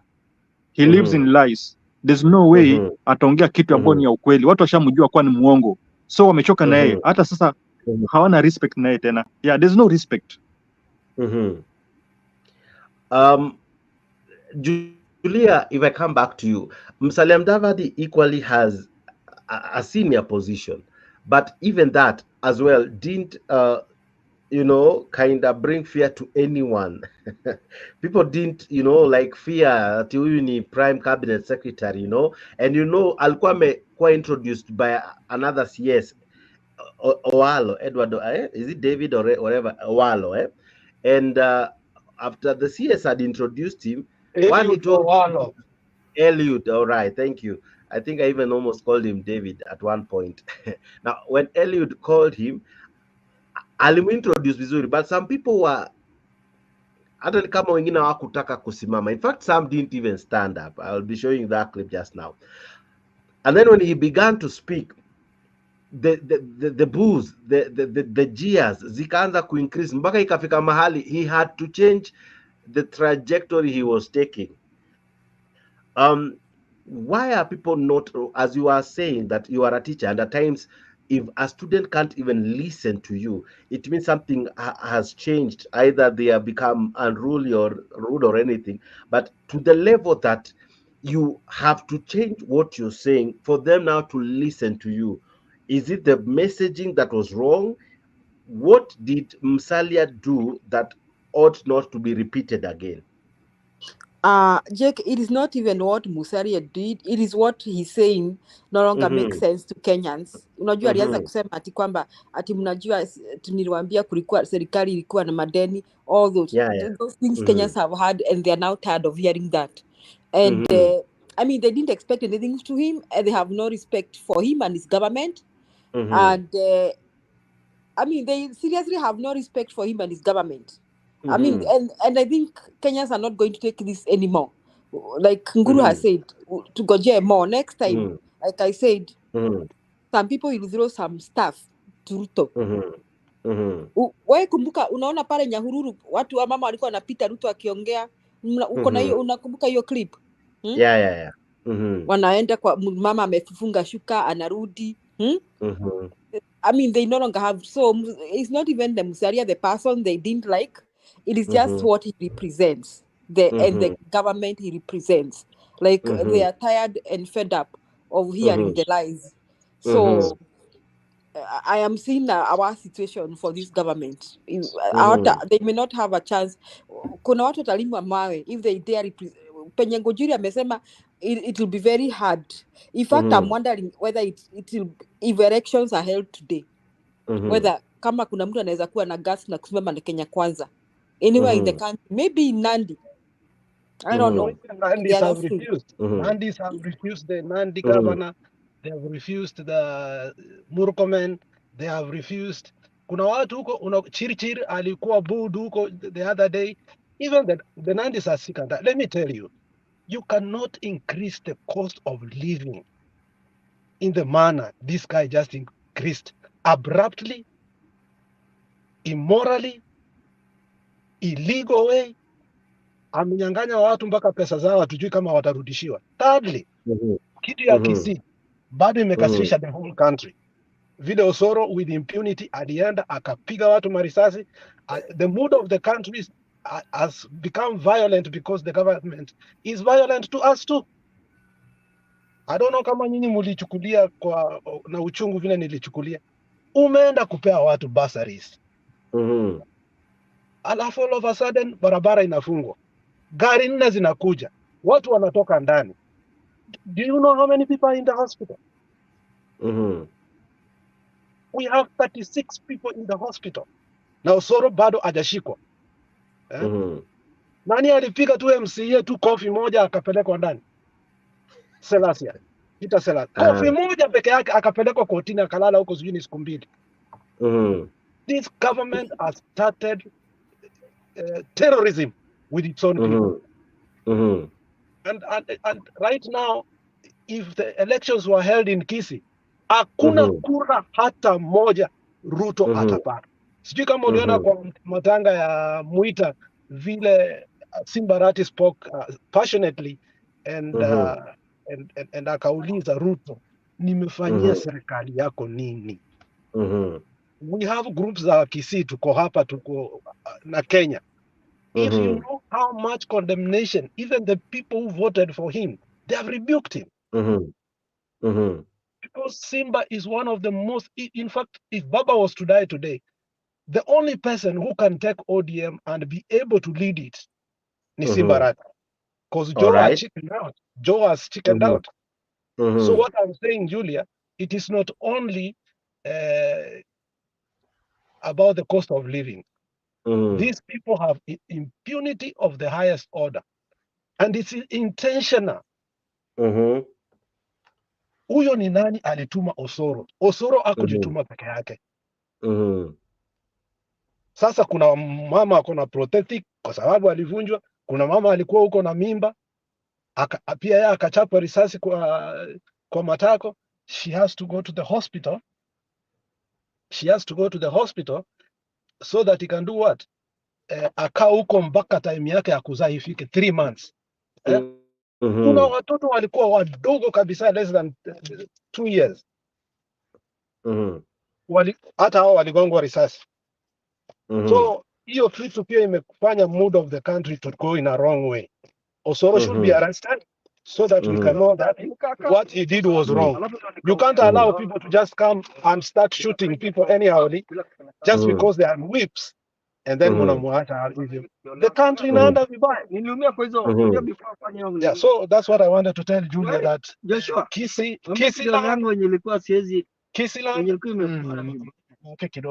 Kisiland and Luo ulisikia vile Eddie Okecha aliongea.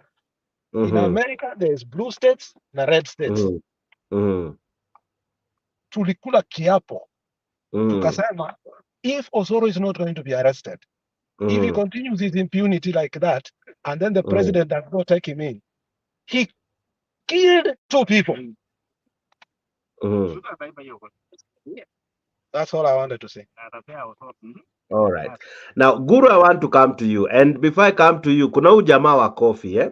Ujamaa wa Coffee, as much as alipigana Coffee, kuna statement alisema jana. And hiyo ndio na project hapo kwa screen tu saizi. This is what he said. The President, William Ruto, neglected his duties when he was the deputy president to Uhuru Kenyatta.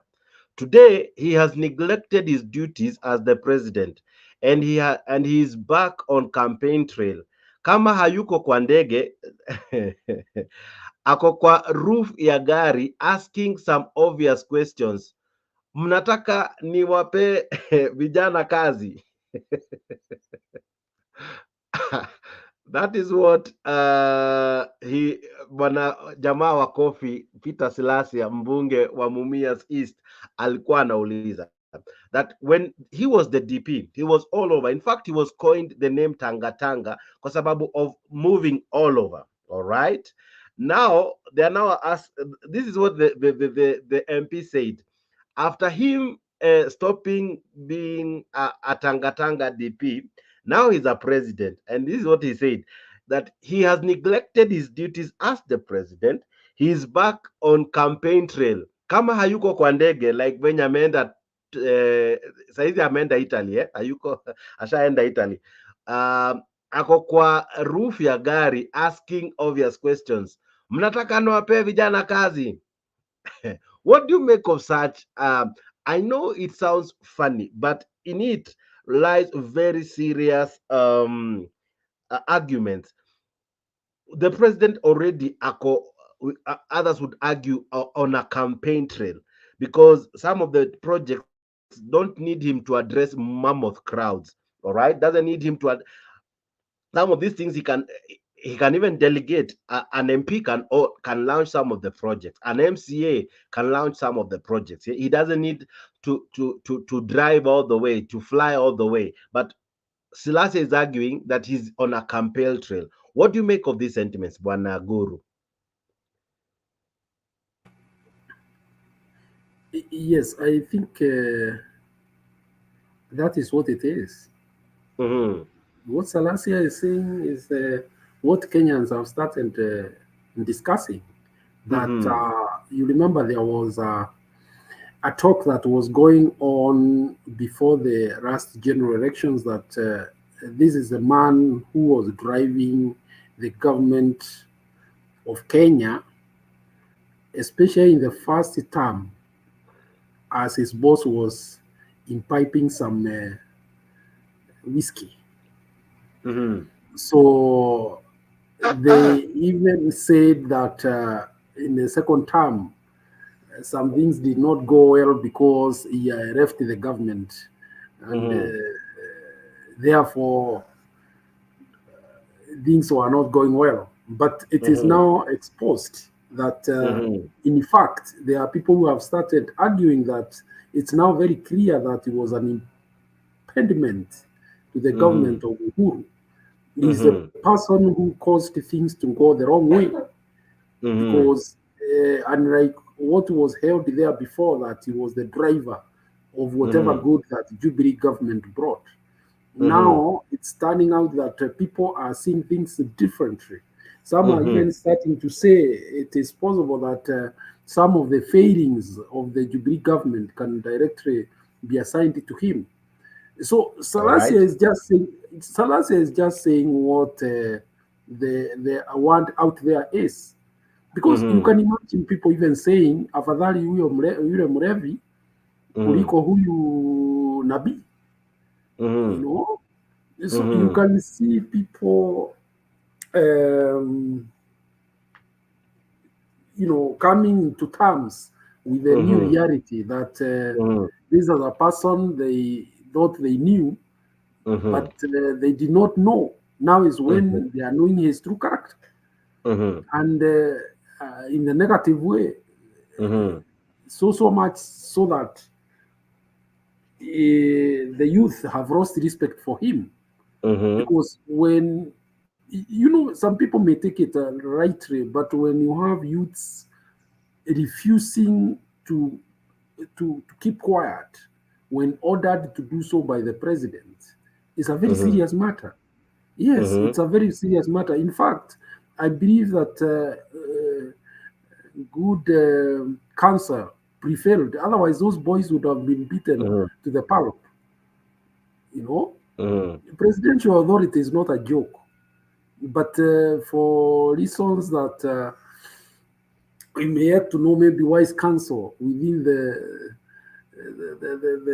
the setup prevailed that let's just leave them to have their say in whatever crude manner that they were expressing themselves. So what Sarasia has said is true. What Sarasia has said is true, and unfortunately for Ruto to bring back the feeling to the common people that for the common people that he was the one who was in charge and he knows what he's doing, will be very, very difficult. It will be very, very difficult. You see, people don't want to be told. Don't go tell people how you are going to take them to Germany, US, and other places. Let it be that villages are feeling the airlift. That we know 10 boys or 10 girls have left this village for Germany, for US. Don't tell people. Don't tell them. Do it. That is what presidents do. And that's why, up to today, the approach that Kibaki used is the best. Just be calm, quiet, do the development work. Let people start seeing the fruits. You see? But you cannot go to a field somewhere inside Kadwana, down in Marimanti, and other very dry places where even electricity has not been completed, and water is even a problem. And then you start telling them how their children will be living in aircrafts in big numbers when they cannot even afford a meal a day. Some have never come to Nairobi. And then you are going to tell them how you are going to ship out, or is it fry out people in droves. Utaberi must come to an end up to some point. Okay. Yes. And that is precisely what Salasia is trying to say, that unfortunately, I think there are people who cheapened or took leadership of a country like Kenya as a very simple thing, you know. something that they could do, like the way you feed your chicken in the morning, which is not the case. It's now turning out to be a very complex ecosystem that does not work on the whims of a person. It's a whole machine. It's a whole process. Yes, and that is where, unfortunately, Ruto has found himself. That is dealing with a more complex thing than we thought, because he spent most of his time campaigning and scheming. He never got to know the nitty-gritty of administration of statecraft. Yes. All right. Now, Julia, what do you make of what Nase is saying? Yes, Mr. Can I just comment something before Julia comes in? Can I just comment something? Yeah. There's a guy on the comment section ambaye anasema kuwa Uhuru will meant to be the worst president ever. Nataka kumjibu kuwa it is yesterday, it was last week when the UDA platform yenyewe iliuliza swali ikasema who is the worst president, akaanza kumention wakaweka pale Moi, wakaweka pale Uhuru, wakaweka pale sijui nani. Do you know, in the same platform yao ilipatikana kwa ni Ruto is the worst with 90% and above 90. So akija hapa akituambia kwa Uhuru atabaki kwa the worst president, anajidanganya. Kila mtu anajua the worst president is this guy ambaye yuko sahihi. Ameharibu economy, ameharibu country yetu na amebaki kwa the dictator. He's the worst president. Sasa acha kutuandikia vitu ambazo haziko. Aenda kwa platform yao ya UDA aangalie kwa Twitter. It is with 90%, more than 80% wanasema the worst president in Ruto. Mr. G ni platform ya kila mtu na kila mtu ana uhuru wa kusema anavyoona. Yeye ameona hivyo na ana sababu zake. Ana sababu zake, na ndiko maana hii show inakuanga balance kidogo, kwa sababu we want it to have everyone including watu wa Kenya Kwanza, watu wa Azimio wajitetee, because debate ni utetee pande yenu mpaka kila mtu avuke sakafu. Alright. Now let me ask you, Madam Julie. But Uhuru Kenyatta tunajua alikopa madeni, but wakati alikopa madeni tumeona project ama tukuona project. Tumeona barabara, the best president ametujengea barabara the whole country, hata si region moja kama tuseme maybe ni central peke yake, the whole country amejenga barabara. President Uhuru alichukua madeni, but tuliona huyu mtu amekuja only 1 year amechukua more than what Uhuru took in the same period. Amefanya nini na hiyo pesa? Sasa hivi watoto wetu wameshindwa kwenda shuleni, watoto wetu wameshindwa kwenda, hii anadanganya watu atamepeana siji basari, atamepeana pesa ya education. Kila siku anakopa pesa pale. Amefanyia nini hiyo pesa? In fact, Jakes, Ruto himself went to the public to defend the borrowing that they were doing, and he said they cannot borrow more than what they are not able to pay.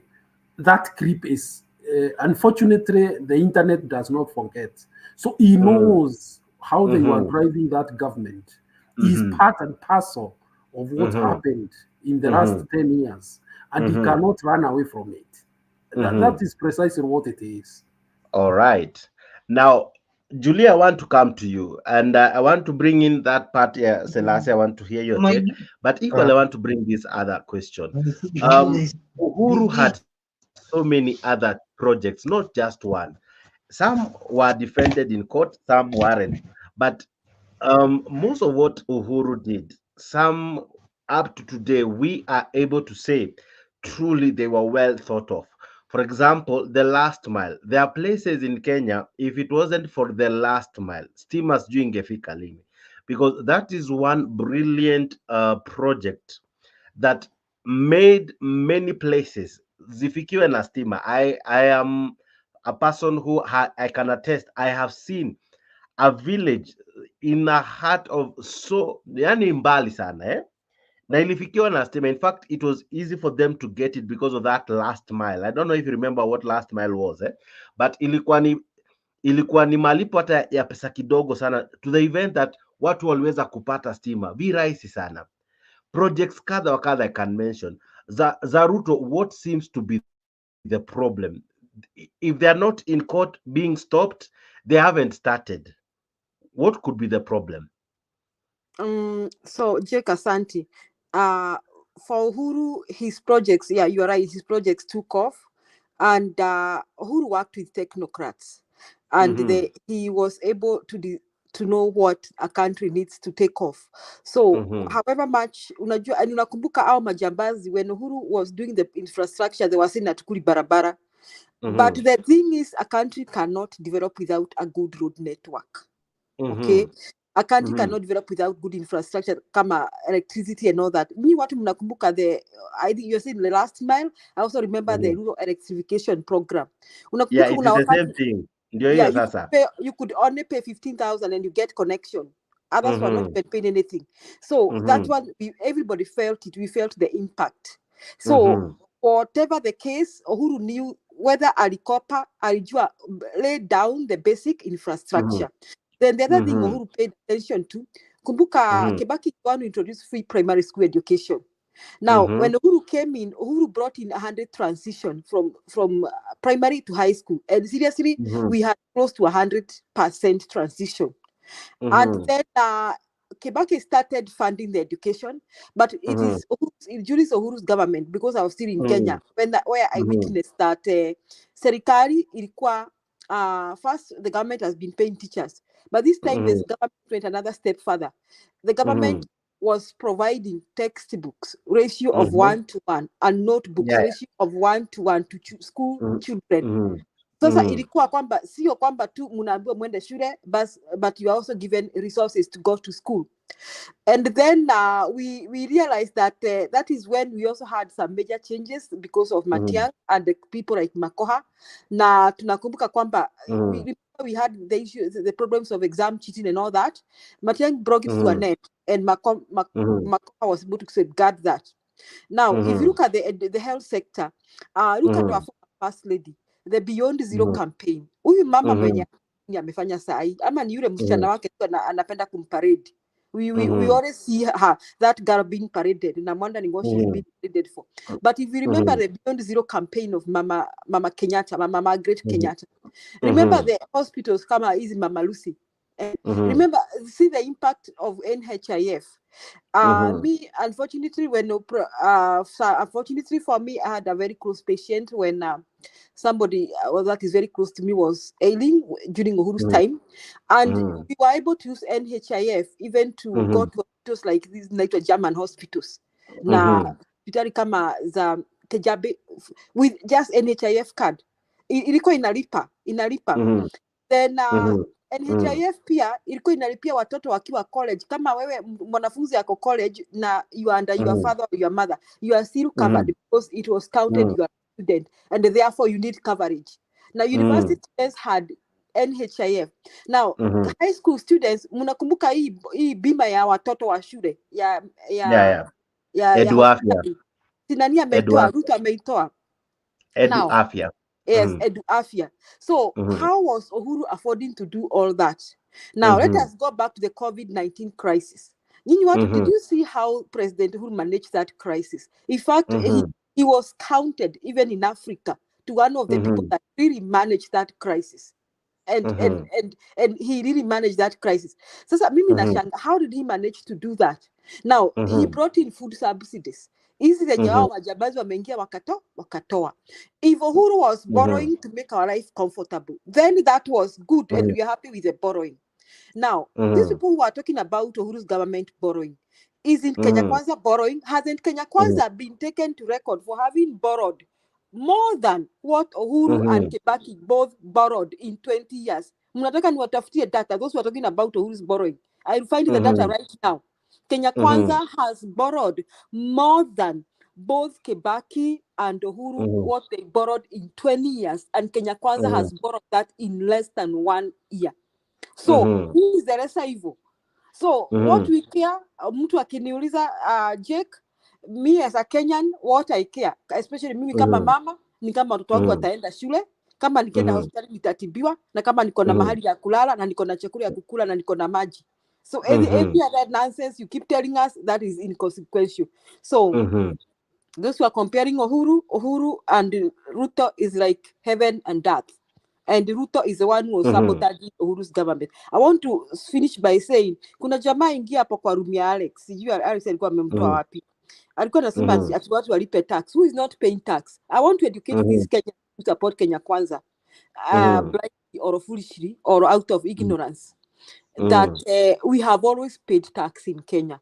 We have always paid income tax. We have always paid value-added tax. So nobody has refused to pay tax. What this government is saying has done is has multiplied those tax with greed, thinking they'll make more money. And what has happened? The business, the business world and investors have withdrawn. If you want to get more tax from my profit, I decide whether I can even decide to make less profit. I can even decide to declare less profit.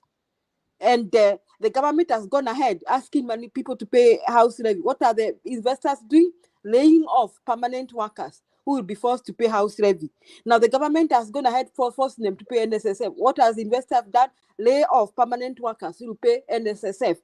So in the long run, the taxman reported that he did not meet the target. In fact, he has collected less. So is that hiyo ni wisdom ama ni ujinga wa hali ya juu wa Kenya Kwanza? Asante Jake. We umefanya nina maswali kama 500 lakini sijui nitaanza na gani. Mr. Guru, I see your hand up. You know, I've just remembered Julia has missed out the Linda Mama, which was a program to take care of mothers who go to deliver, to curb the problem of them delivering at home and dying. Okay.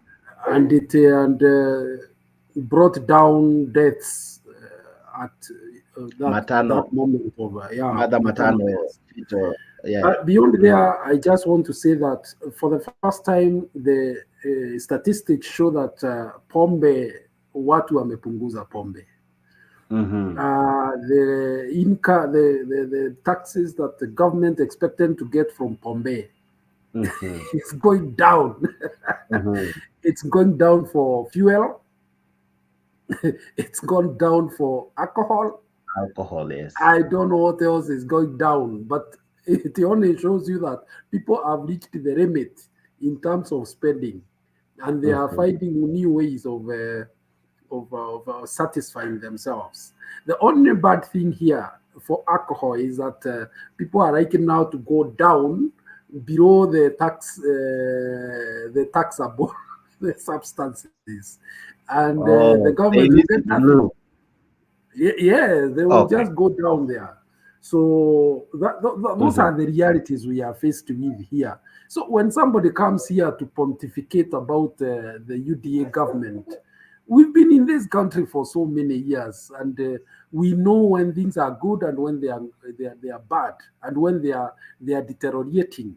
What we are having here is a free fall, and unfortunately, even hope is fast disappearing.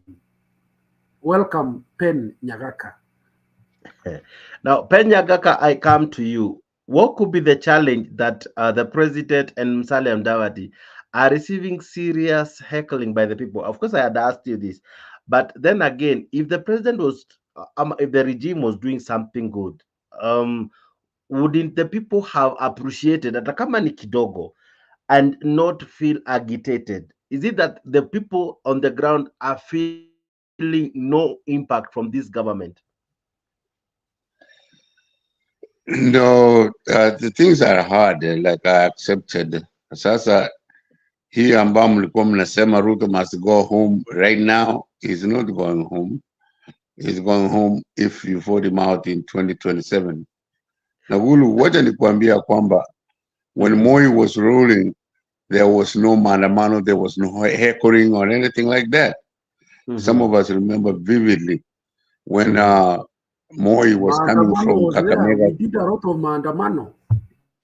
No, when Moi was coming from Kakamega to Kisumu, Raila Odinga alikwenda kwa Kisumu akamwambia watu msibweke kelele, msifanye hivi na hivi, kwa sababu in 1969 back in the day when people booed Mzee Kenyatta, the army was already there and it shot a lot of people. So to come to right now vile yule kijana alikuwa anasema huyo wakati nani Alex ameajia platform kidogo, ni kwamba wacha kulia, pay taxes and let's go forward and improve the economy of Kenya. But if we cannot improve, Maze Gulu, mimi nawaambianga, come up with ideas of what you want the people of Kenya to vote you for. But all you have is criticism of what Ruto and the Kenya Kwanza government, KK, is doing. Yeah, vile ninasemanga all the time. Right now, it is very difficult. Right now, we know that we will not win today the elections in Kenya. Lakini vile watu waliona, I mean, the wajuzi wa constitution waliona, ni kwamba it is 5 years. So we have at least 3 years to either turn around or sink. And if we lose, we'll go home and keep quiet. Hakuna kitu ya kuendelea. There is no reason why the ODM, I mean, the Azimio people are always continuing right now to, to politic the way they are doing. We'll continue. We'll leave the Azimio, if it wins, we'll leave them at the stand so that they can prove to Kenya what they can do, and they will keep quiet. So we ask you to keep quiet and see how we are going to change the economy. Are things hard? I accept. Hakuna kitu ya kupigana hapo ati, we are doing great and this and that. All those worrying are relevant to the people of Kenya. And that is how the economies or the democracies develop. There has to be ups and downs. Right now, KK is down, and we accept that. But will we stay down forever? No, we'll change that. Thank you, Jax. Can I ask you a question? Yes, Guru, go ahead before I come to Mr. G. There is a prioritizing. Right now, the government is using almost 1 billion in renovating a house that has been in existence for over 117 years and has constantly been voted for some money for retouch and renovation, I believe so. So what is this you are telling us, that people are sleeping hungry and then money is spent in a most devious manner? Even sensitivity, there is no sensitivity for the poor. That is the problem. The problem is not paying taxes. The problem is where is the money going? I mean, how do you just spend 1 billion shillings when we have over 130,000 students who have not gone to school? Schools are crying for lack of funds. This is precisely what the problem is. Care to respond, Pen Nyagaka? Where is the money going? Are we getting our priorities right? The money that is being used to renovate the State House in Nairobi, I think it was budgeted for. And those are the priorities that the KK government is doing.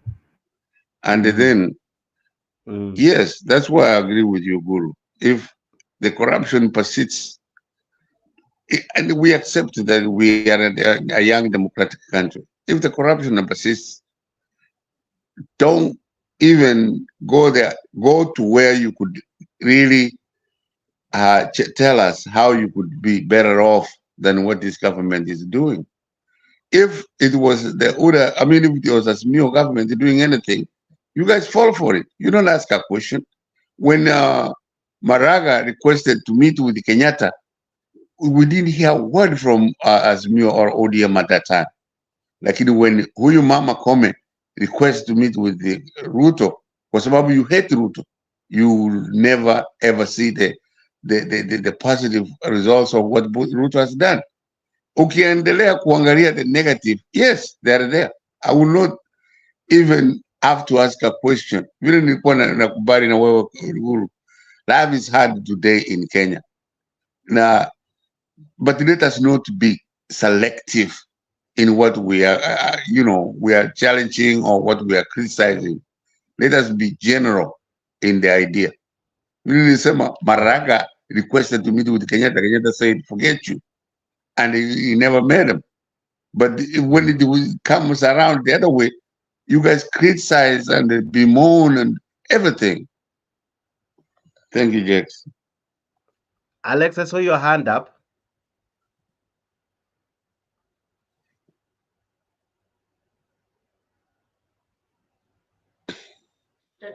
Are you ready? Yeah, Jax. I totally disagree with Omoganga Penny, but because it's my uncle, there are things I may not tell him. But I have to sign off. I'm with some visitors here.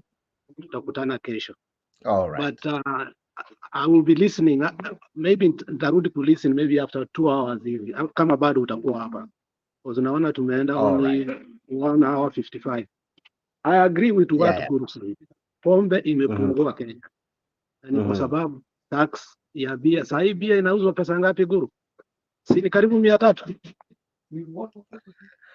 I don't know. I am not in that Tusker and the normal stuff. Tusker, Pisna, and the rest, they are ranging from 250, which is too much for most Kenyans. I don't know. In a normal bar, in a small bar, it's about 250. It's called Tusker Lager. Yes, and of course, it's not the same price. There are those that have higher prices of 300, but the bare minimum is now coming to around 250. What? Ile mkebe ni 300, eh? Yes. Okay. Na ni 300 ml. So that's watu wanaenda chini. Watu wanarudi mashinani. Yeah, that's why I was telling. In fact, I think people making karobo and these other beer ya Omugusi will make a lot of money. Because now, you take that stuff somewhere in your homestead. And, all right. Before I come to Julia, let me come to Mr. G. Mr. G, let me ask you this. Where is the money going? Because walitoa tax. No, but to conclude. I want to conclude. Sorry. You said you are leaving, so I didn't know when you... Okay, but go ahead. Sorry.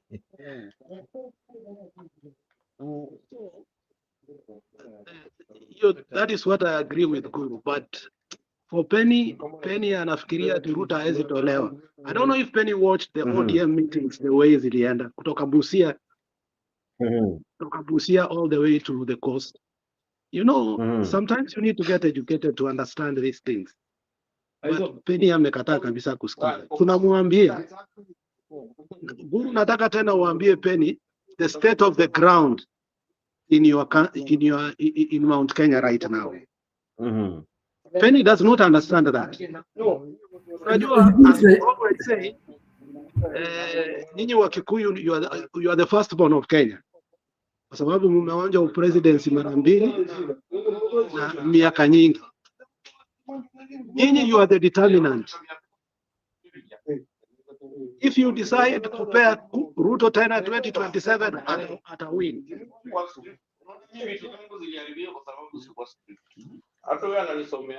So let me finish, Jax.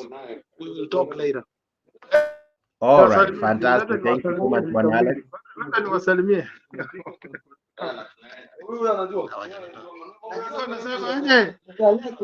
Honorable Alex ni ndugu yangu sana, na mimi nilikuwa nasema nini, maybe nilikam mbaya kidogo, lakini nilikuwa nasema niko naye mpaka na tax wacha hatuna shida, tutalipa, tutaongea, tutalament, tutapiga kelele ngumu. It is what it is. How we're going to get more jobs so we can pay more taxes. Let's not say that how we're going to avoid taxes. No. Taxes is the only way that the country can grow. Alex, tell your friend nobody is avoiding taxes. We pay VAT, you pay income tax. What is wrong with you? We've been paying taxes. Come on. All right. Now, all right. Okay. Now allow me to continue. Mr. G, I wanted to ask you this. When you look at Uhuru, alikuwa na subsidies, alikuwa na vitu nyingi sana alikuwa anafanya ambazo zilikuwa zinatumia pesa, alright? Ruto came in, akazistop zote. So maybe I thought from where I sit, maybe pesa ita increase. Ruto came in, taxes ndio hizo zimeenda juu. Ruto said that we were doing so much borrowing. Penyaga Community TV. So by the end of the day, he's still borrowing. Taxes are increase, subsidies are metoa. My question to you is this: after all this, where is the money going? Because mwananchi bado ana complain. Where is the money going to? As Guru is asking. Okay, Mr. Jex, to answer you where the money is. Yeah, just to answer you where the money goes. You know, this guy, wakati alikuwa anafanya na Uhuru kazi, he used to play as a victim. Na hiyo imekuwa karakta yake. Amekuwa akiplay kama victim. Kila wakati anaplay kama victim kupata ile audience ya watu. So on the issue of pesa, kwa sababu for me, I believe Uhuru was among the best president in Kenya. He cared for people. Alijali sana mama mboga kwa sababu yeye ndo ametoa ile linda mama, ilikuwa inasaidia wamama ambao hawana kazi, wamama ambao hawana pesa, wanaenda hospitali, wanajifungua, wanarudi nyumbani wakiwa wako sawa. So he's a person ambaye aliishi kwa state house, alizaliwa state house, ameishi state house, ameishi kwa utajiri, but he cared more to these people ambao ni mama mboga na bodaboda. He cared more to watu ambao ni maskini, aliwajali na akawa anajaribu alijaribu njia zote kuwasaidia. This guy purported to know everything. Akawa anatudanganya kwa yenda kwa anasaidia Uhuru kufanya kazi. Kumbe alikuwa msaidia Uhuru. Imejulikana kwa this guy alikuwa na sabotage Uhuru. This guy was sabotaging everything Uhuru alikuwa anafanya. Now to your question, where the money goes. Juzi tu muona Murkomen akipewa kiti ya CS ya cabinet secretary. Ameanza kuvaa mshipi ya 3 million, ameanza kuvaa saa ya 4 million, anavaa sport shoes ya more than 1 million. So where money goes ni hizo masuti ambao unaona. Ruto mwenyewe anavaa mshipi ya 5 million, 6 million. So corruption linachukua pesa zetu. Nothing else. Haja jamaa ameenda tu kuiba. Yaani Mr. Juna maanisha mtu anaenda anakunjua mita moja anavaa kama mshipi. Boss, watu wanatembea na pesa, siku wanabeba kwa briefcase. Haujaona? Wanabeba pesa kwa briefcase. Wakitembea nazo. They don't care about mwananchi wa chini tena. Kama hiyo mshipi ni hiyo pesa, interior deco I'm sure ni serious, but anyway, let's continue.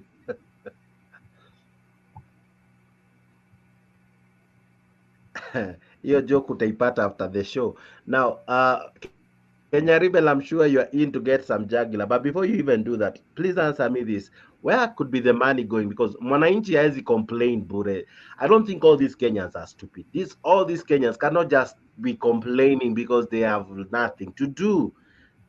Someone among them all, atakama in the midst of that noise, nikelele too, but in the midst of that noise, there is a message. Why are Kenyans so agitated like that? Yes, Kenya Rebel. Ya Jakes. Nitatoa tu sentence fupi alafu niende niko. From what I've been hearing. Unajua shida ni kuwa, Jakes unanisikia? Nakusikia vizuri. Shida ni kuwa nikisikia kila mtu hapa, and that's the biggest problem. We are so tribalistic. Ulisikia Alex aliingia hapa akatuambia ati sijui Simbarati is the only one who can sijui nini baba, and he was blaming Osoro. He forgets Simbarati vile alikuwa alichapa Didmas Baraza, vile Baraza alikuwa anaenda kwa ile ninio that whatever in Langata funeral. No, it was a by-election in Kibra, I think. Yeah, akamchapa huko. Why didn't he speak about that? Simbarati is just as bad as Osoro. Then you have Guru and Julia trying to convince us that Uhuru Kenyatta was better or whatever. Uhuru is the worst president in the history of humanity. I didn't say Uhuru because it's a Kikuyu. Can you stop it? Come on. Way. You are talking about Uhuru and Sibarati, not Uhuru the Kikuyu. You are the tribalists. So wacha kuleta maneno ya ukabila hapa. Uhuru. But then again, Kenya Rebel, my question question about Uhuru, let him give us reasons. My question, Kenya Rebel had nothing to do with all the guys you're mentioning. I'm attention I'm was so answering specific. it. So that because that's the topic of the day. We didn't. Yeah, Before you digress, yeah. Jakes. Yeah. You say that this show is balanced, but you spend a lot Yeah, of it time is. talking about what this government is doing wrong, which is okay, but you don't mention. Yeah, tell me the right thing without attacking. I'm not attacking anyone. The right panelists have their rights as you, because someone equally will come and oppose you, and I'll still. What right is it doing?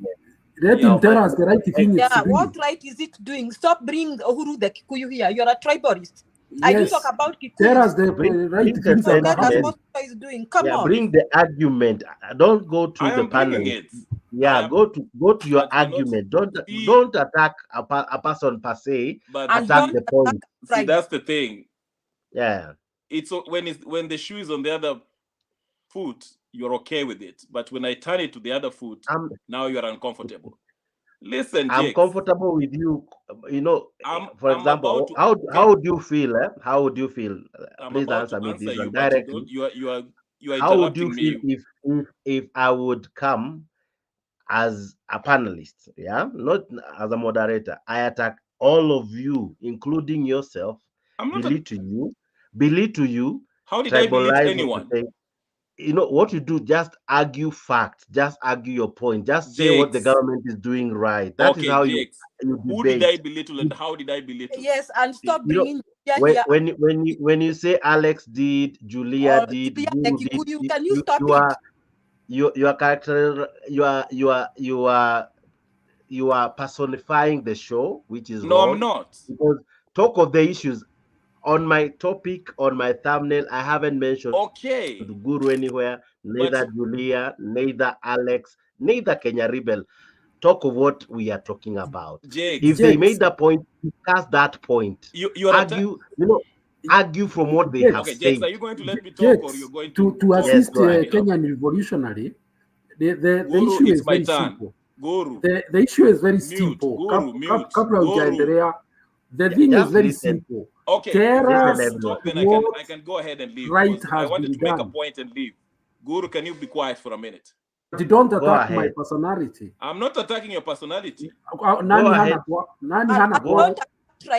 call me together. Come on. I don't even know your tribe, Kenya. And I'm not interested to know your tribe. Jakes, am I going to talk or not? Go ahead. Let me explain. I said the reason why I started with Alex and Osoro case, because Osoro is on Kenya Kwanza, and I know most of them don't like Osoro because it's Kenya Kwanza. And I mentioned this, that Simba Arati, who he was complaining that was shot by Osoro, Simba Arati did the same thing, not shooting, but he attacked Baraza Didmas. And he's saying that he's going to be the next thing after Raila Odinga. And the reason why he's saying that is because Simba Arati is his fellow Kisi. There's nothing wrong with that. And I argued my second time, the reason why I say Guru and Julia, any sane person who lived under Uhuru Kenyatta and Ruto knows that Uhuru Kenyatta is the worst president in the history of Kenya.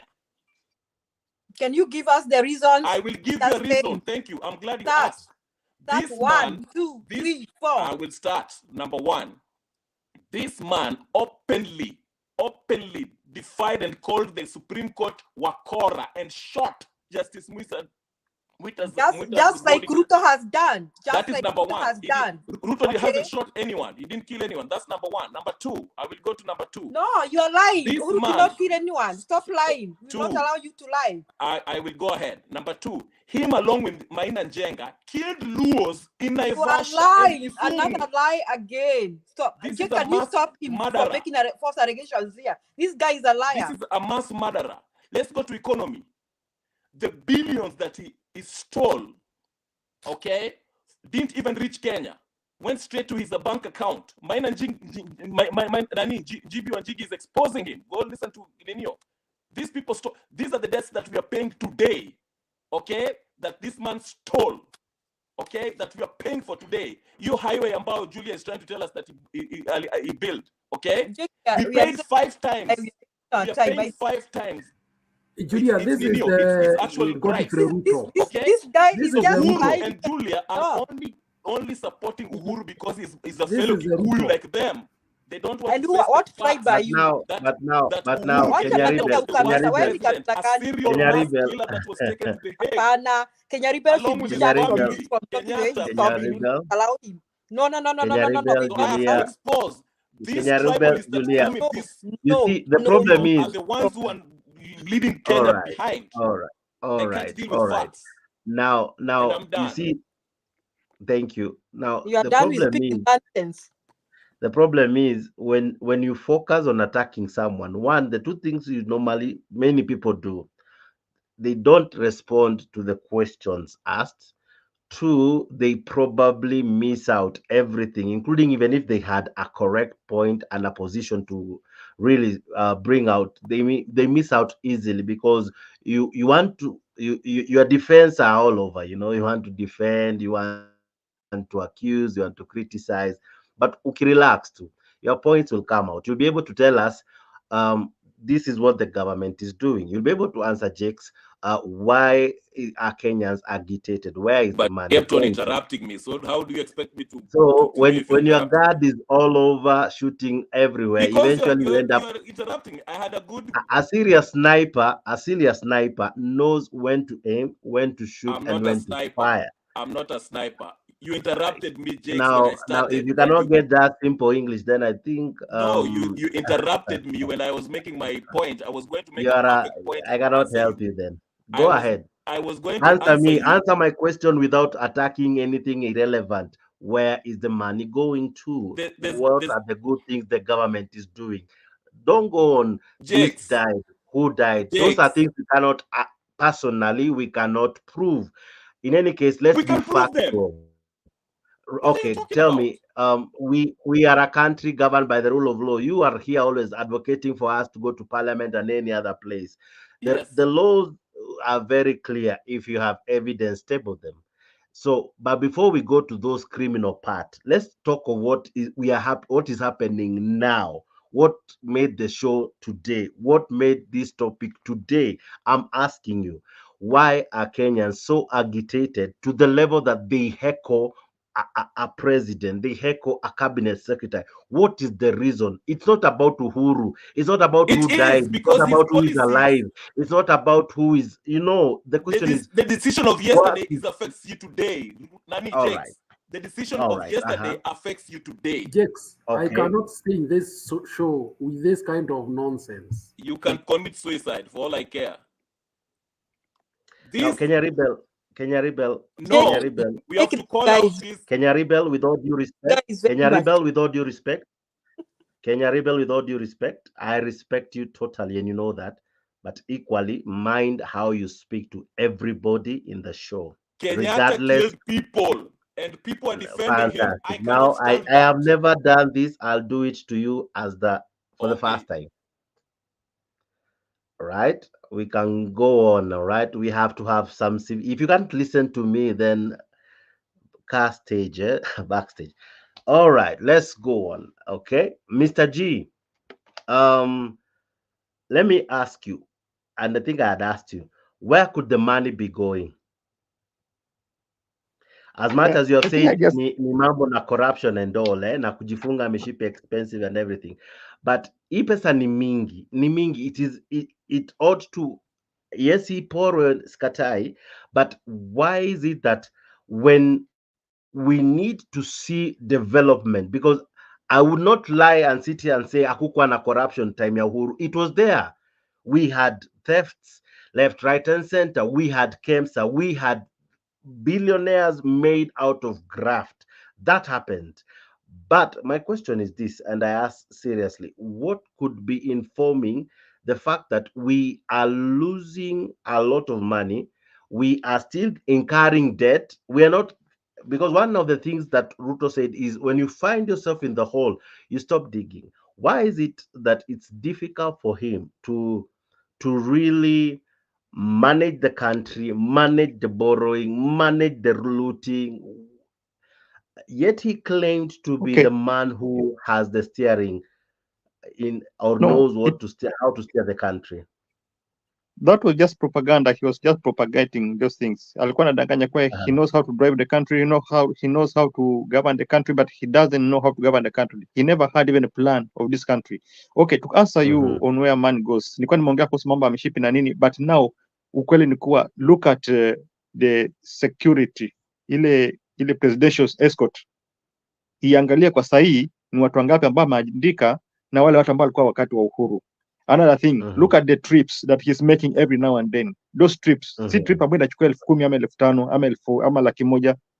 Those are millions of money ambazo zinatumika kwa those trips. Na akienda nje, hakuna kitu anakuletea, ni kuja tu kudanganya kuwa anatengeneza kazi, sijui vijana wetu waende India, sijui vijana wetu waende Germany, sijui vijana wetu waende wapi.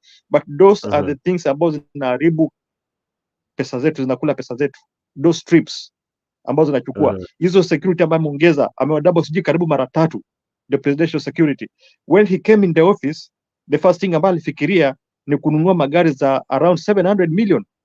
Alikuwa ananunua gari yake, anunua gari ya Gachagua, anunue gari ya nani ya Mudavadi. Akatengeneza ofisi sijui ya bibi ya Mudavadi, watengeneza ofisi ya sijui the first daughter, sijui nini. So there are things about they are useless ambazo zimekuwa zikikula pesa yetu. There's no way bana, there's no way. Every time kama mtu anataka kugrow, as much as kulikuwa na madeni, you have to cut the cost. Kama unataka kusucceed wakati umelemewa na madeni, you cut the cost.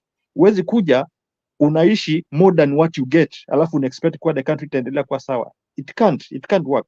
So on the issue of economy, on the issue of governance, jamaa maanguka. That's why we will never succeed and we never come out of this mess. Ni mpaka atoke tupate the new guys ambao they can lead us to where we want to go. He should go back to the people. Watu kama kina Raila, go back to the team ambayo ilikuwa inafanya kazi na Kibaki. Anaweza pata ideas, but at this time the guy ameonekana kuwa he's just a dictator and then he's just a guy ambaye hataki kusikiza anything. Hataki kuambiwa anything. Kila wakati anapopoti kuwa anajua everything, mpaka hata kukula. Unakumbuka wakati walikuwa wametoka kwa inauguration, anaanza kuongea kwa media mbele ya TV, anaongea anasema kwa hata watu wengine hajui kukula wakati kwa ana attack Rigiji, watu wengine hata hajui kutumia kijiko, and is a guy ambaye ameonekana kujifanya anajua. To be fair to Rigiji, some of these things no one is born knowing. Hizi vitu tunajifunza tu with time. In any case, you can have money but you can't buy class. So Rigiji at talent, those are not things that we can really hold against him, because whether he knows how to hold a fork, whether he has a degree, diploma and all that, those ones are things that mtu personally ujitafutia, how to sit in public, how to, hizo ni vitu. But the president mwenyewe anasema I want to focus on the germane things. Okay. I was trying to tell you what the president used to do, and Benekwana behave with his character. He's a person about he knows everything. He doesn't listen to any advice. That's where we are going wrong. Kwa sababu he doesn't listen to any advice. Anataka kujifanya anajua mpaka kwa cabinet. Hizo cabinet zote anajua kushinda wale watu ambao ameweka kazi. There's no way, hata kama wewe ni director, there's no way utasema unajua kila kitu mpaka umeshinda wale watu ambao umeandika wote. Wewe unajua kila kitu. Hakuna, it doesn't work. Watu wanaandika watu ambao they are professional. So those people ambao kwa hizo docket they are professional, awache wafanye kazi yao. Acha kujifanya anajua kila kitu. He doesn't want to listen to anyone. Yeye amefail this country because of how he carries himself. Now, I want to come to you, Julia. There's something you raised because I was listening to this. You said of what Mama Margaret Kenyatta was able to do in her tenure, being the first lady. She did what she couldn't do directly. She ran. Remember the Beyond Zero marathon? We saw her run. We saw her seek money, and when the tracks didn't work, what did she do? She began building the hospitals. We have several that even are named after her. I love what Mrs. Second Lady, Mrs. Dorcas is doing. She's focusing on the boy child. I see her doing a lot in the prisons. I even saw her the other day here in Nakuru. I saw what she did. I'm seeing her coming out strong and really defend the boy child. And I admire that because it's an initiative.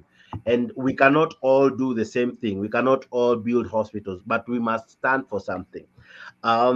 She maybe began by, now I'm talking about Rachel Ruto, maybe she began by adapting Kakamega Forest, which was a good initiative. I hope and I wish she maybe embraced the environment or something.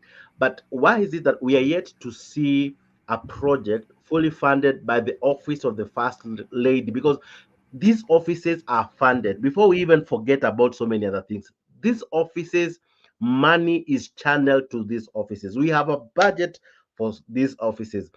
um how would you explain, I don't know if you can, but how would you describe the office of the First Lady now vis-a-vis of what we have had before? Of course, Margaret Kenyatta brought a twist to it because we didn't have it during Moi's time. His wife and him divorced, or rather parted ways until he died. She died. We didn't hear much about her.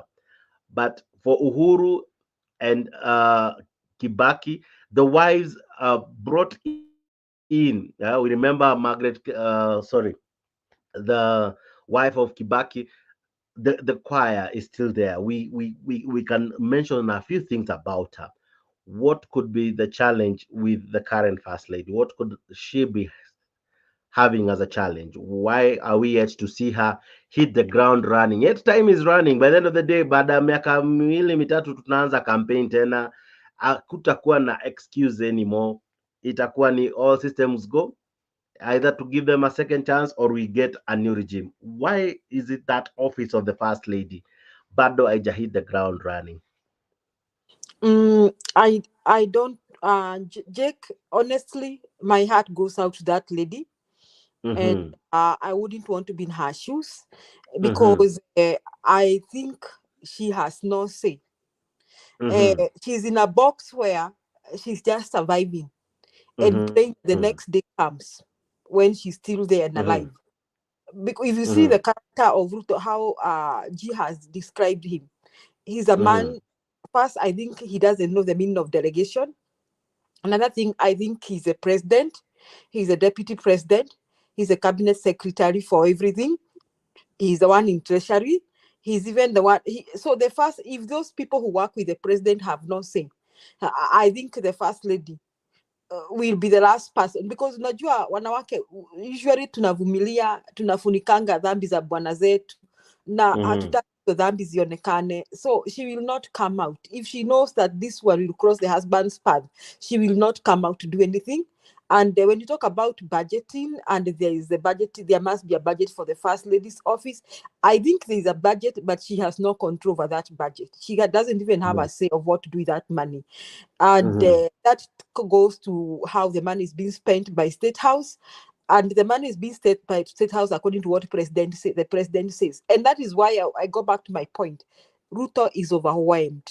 He thought that hii serikali ni kama ile shamba yake ya kuku ya Sugoi, lakini ameshikwa na mshtuko kwamba kumbe hii kazi ni kuku. But he can't let go because he's that kind of a person. He's that kind of a character. So unaona he's wearing fabric. Ati mnaniongelesha nani? Mnafikiri PM ama hii ni you know, he can't buy that. Unaona sasa wewe fikiria wewe ni First Lady. Jake, put yourself in that lady's shoes. Ati unaishi State House. Ati you want to sponsor some hospital somewhere. Before discussing with bwana yako mwenye hata wenye wanafanya kazi na wewe hawawezi dhubutu kumwambia anything. My heart, it is not that Rachel is a bad person. The only bad thing about her is that she has lived with that man for all those many years.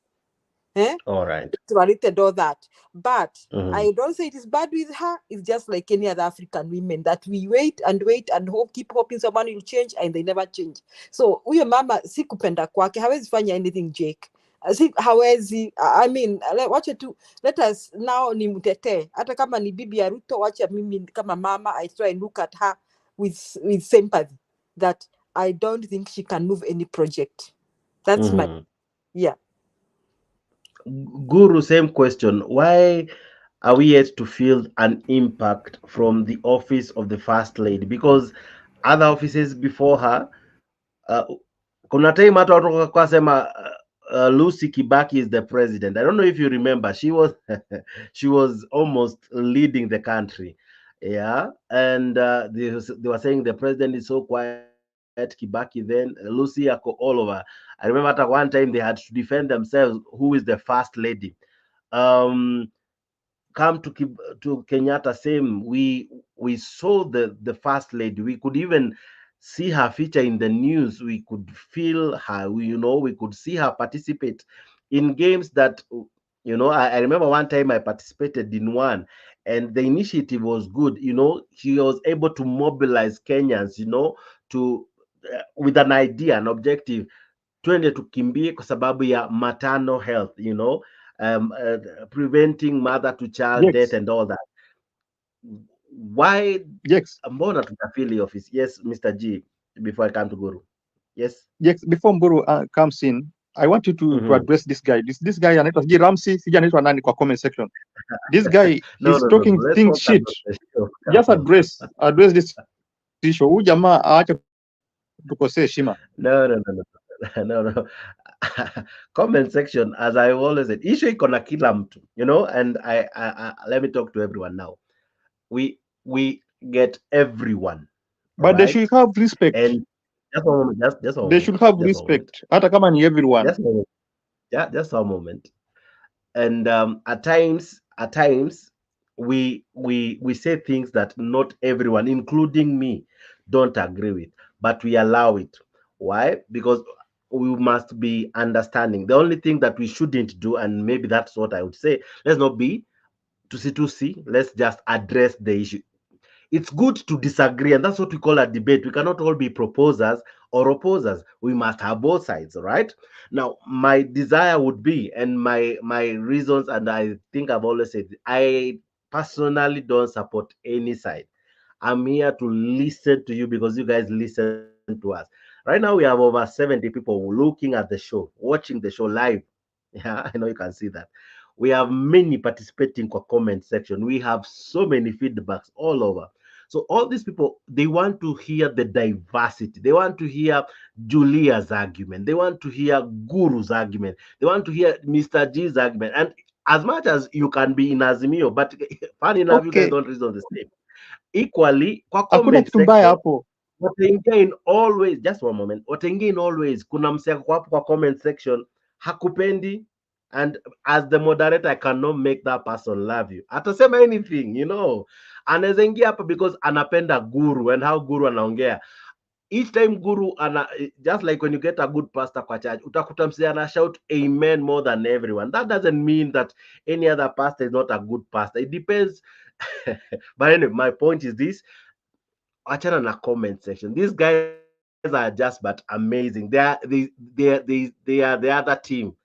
They are the comment section. We have those who are viewing without even commenting, and everyone is making this show a success. Both you, as you are talking, yeye akiwa kwa comment section, Guru akiwa hapa, and tuvumiliane na tutakosana sana. Wacha nikwambie, tunakosana kwa hiyo vibaya sana, because why? We have Kukosana si allowed shida. issue ni Yes. wacha tuwe tu na kiasi, tukuwe na kipimo, tusikuwe na matusi. All right, I think we are good. Yeah, that is what I'm saying.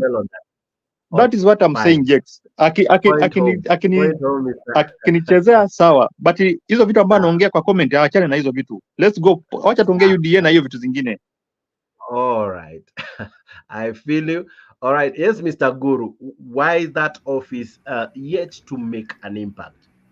And that's why I'm equally telling you, utavumilia issue saa zingine wataingia watakusinya, but you can imagine how I feel as the moderator. Mmekosana and you guys are supposed to be brothers. How do you think But anyway, let's go on.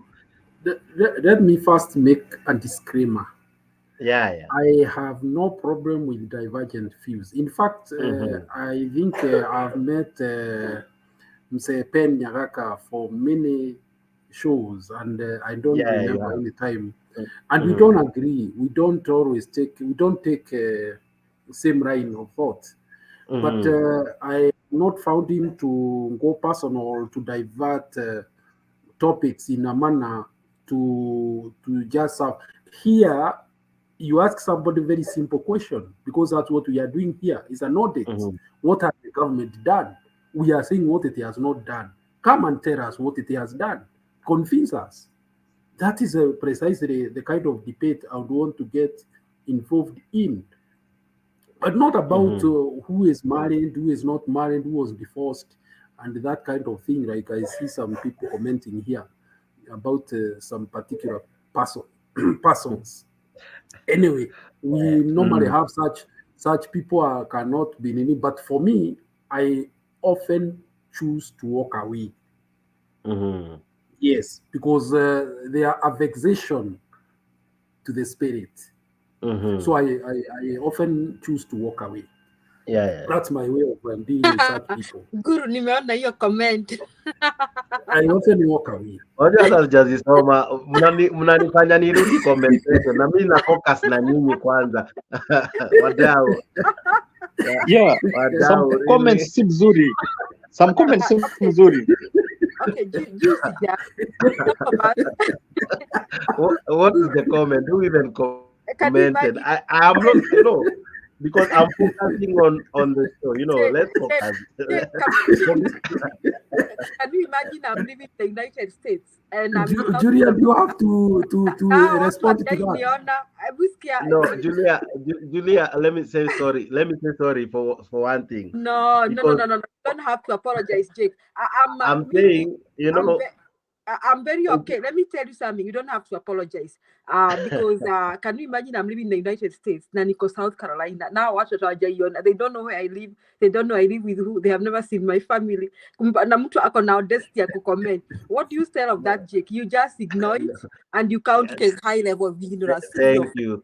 Yes. Very good. Thank you, Julia. Actually, I celebrate that. We should adapt that.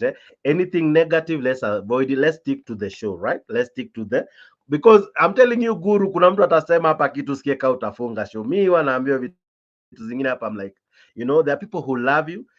There are people even who hate you, almost even twice than those who love you. But if you focus on them, you'll forget even what was your topic ukianza show. So let's focus on, niangalie mimi, hata kuingia comment section, niangalie mimi tu ndio nitaingia comment section to thank them for participating, because they are equally doing another good one. But let's go on, Mr. Guru. Before I even forget what I'd asked you about the first lady. Yeah. and the office of the first lady. Let's go back to the topic. Yeah. Now, the office of the first lady is actually an official office with the staff and a functional with the salary and other benefits. So for this office not to have come out strongly to hold one theme, because I think mostly it has to do with the personality of the first lady. The theme that the wife to the former president Uhuru Kenyatta did was to take the theme of maternal healthcare. This one, it's not come out clearly what she is pushing. The first time I heard she was going to adopt a certain part of the forest somewhere in Western Kenya. From there, we never heard of anything else. We thought she was going, environmental, activist or whatever we may call her. And then we also heard of this joy war. It's really about type of banking and the rest. Then it also went under. So the current first lady has not come out clearly to project a certain line, of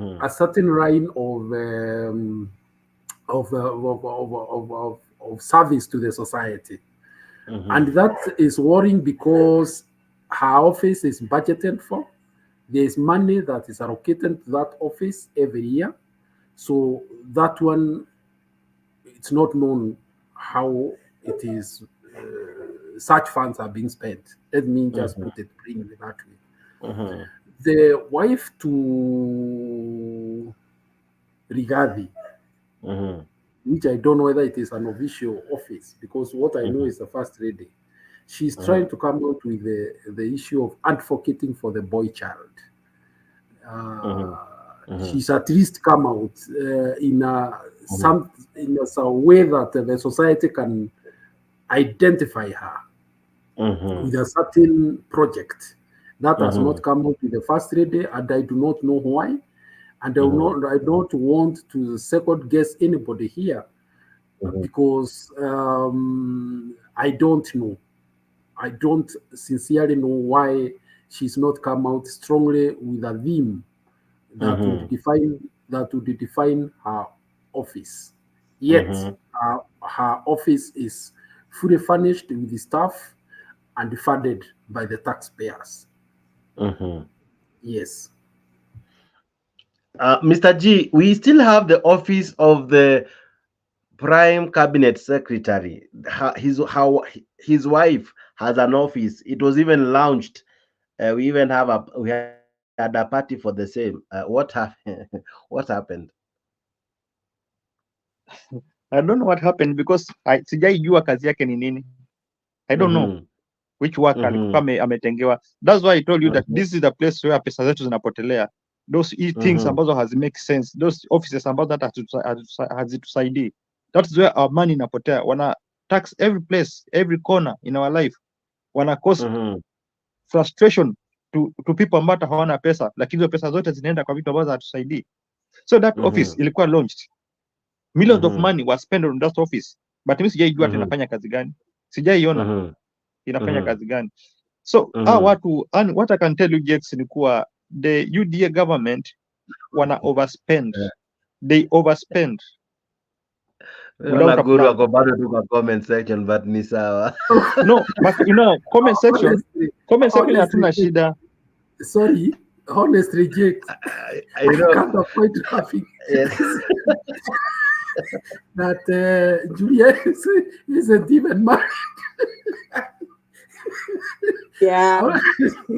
But I'm sure you have a thick skin, right? And please, I apologize, please. I do apologize. You know, one day I went to another live.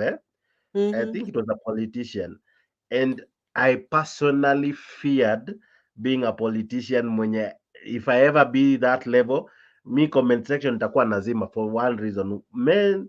And that guy was doing a good thing. Personally, from where I see, the guy was doing a good thing. But what was comment section? They're good. I understand.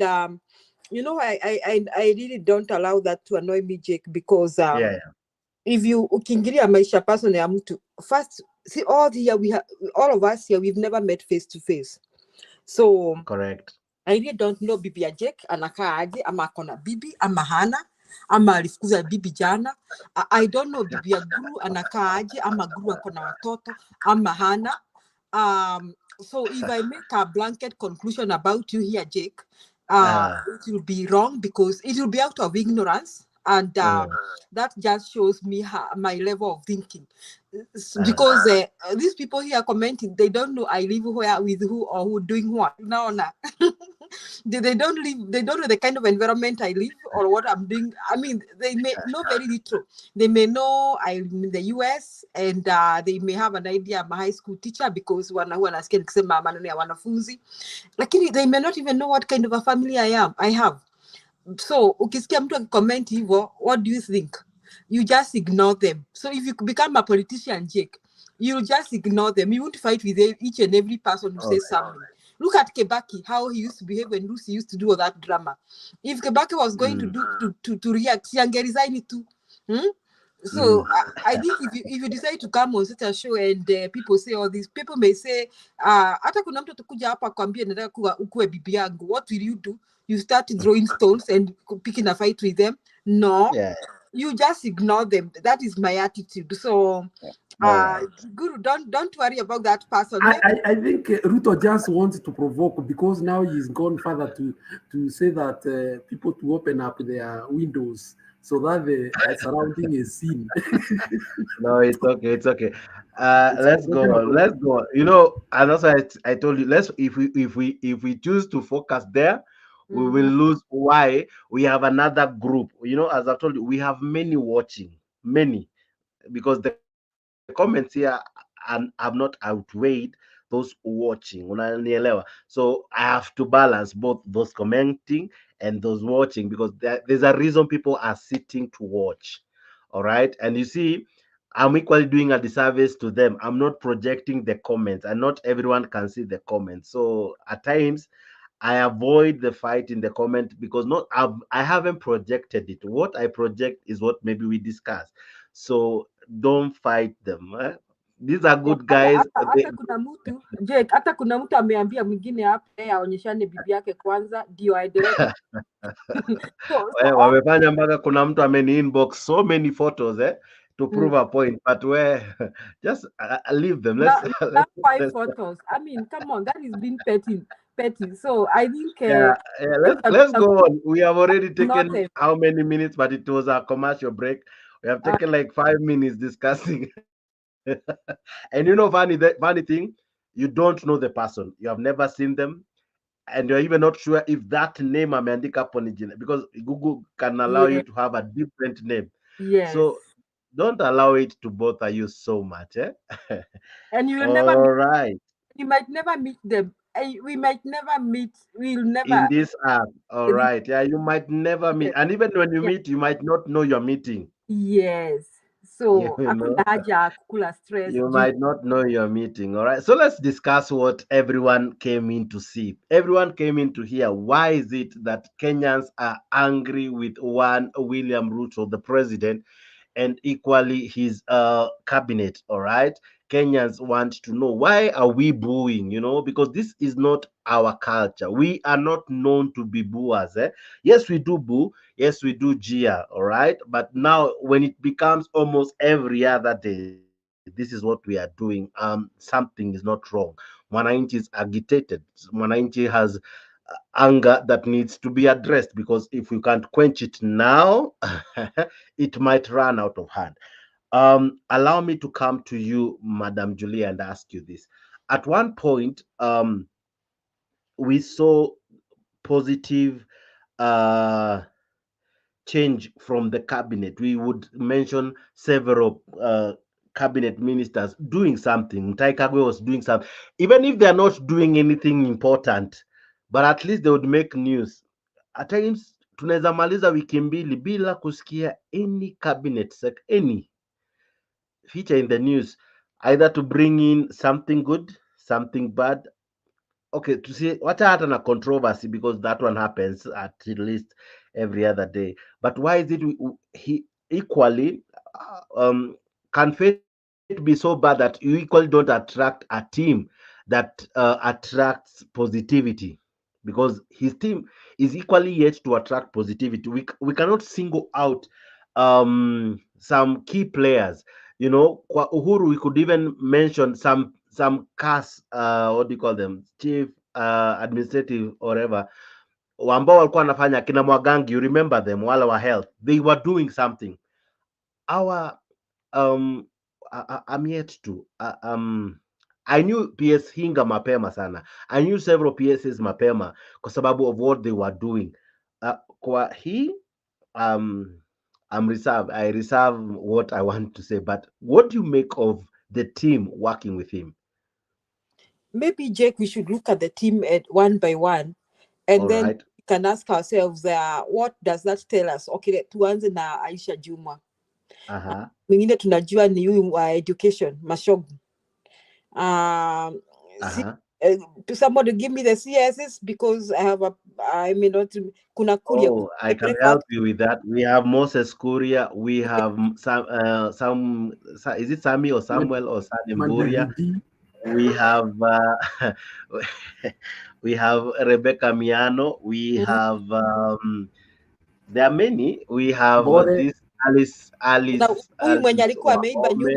have huyu wetu wa Nakuru anaitwa Zakari. We have we have several. Yeah. So Tell me, what do you Okay. think of them?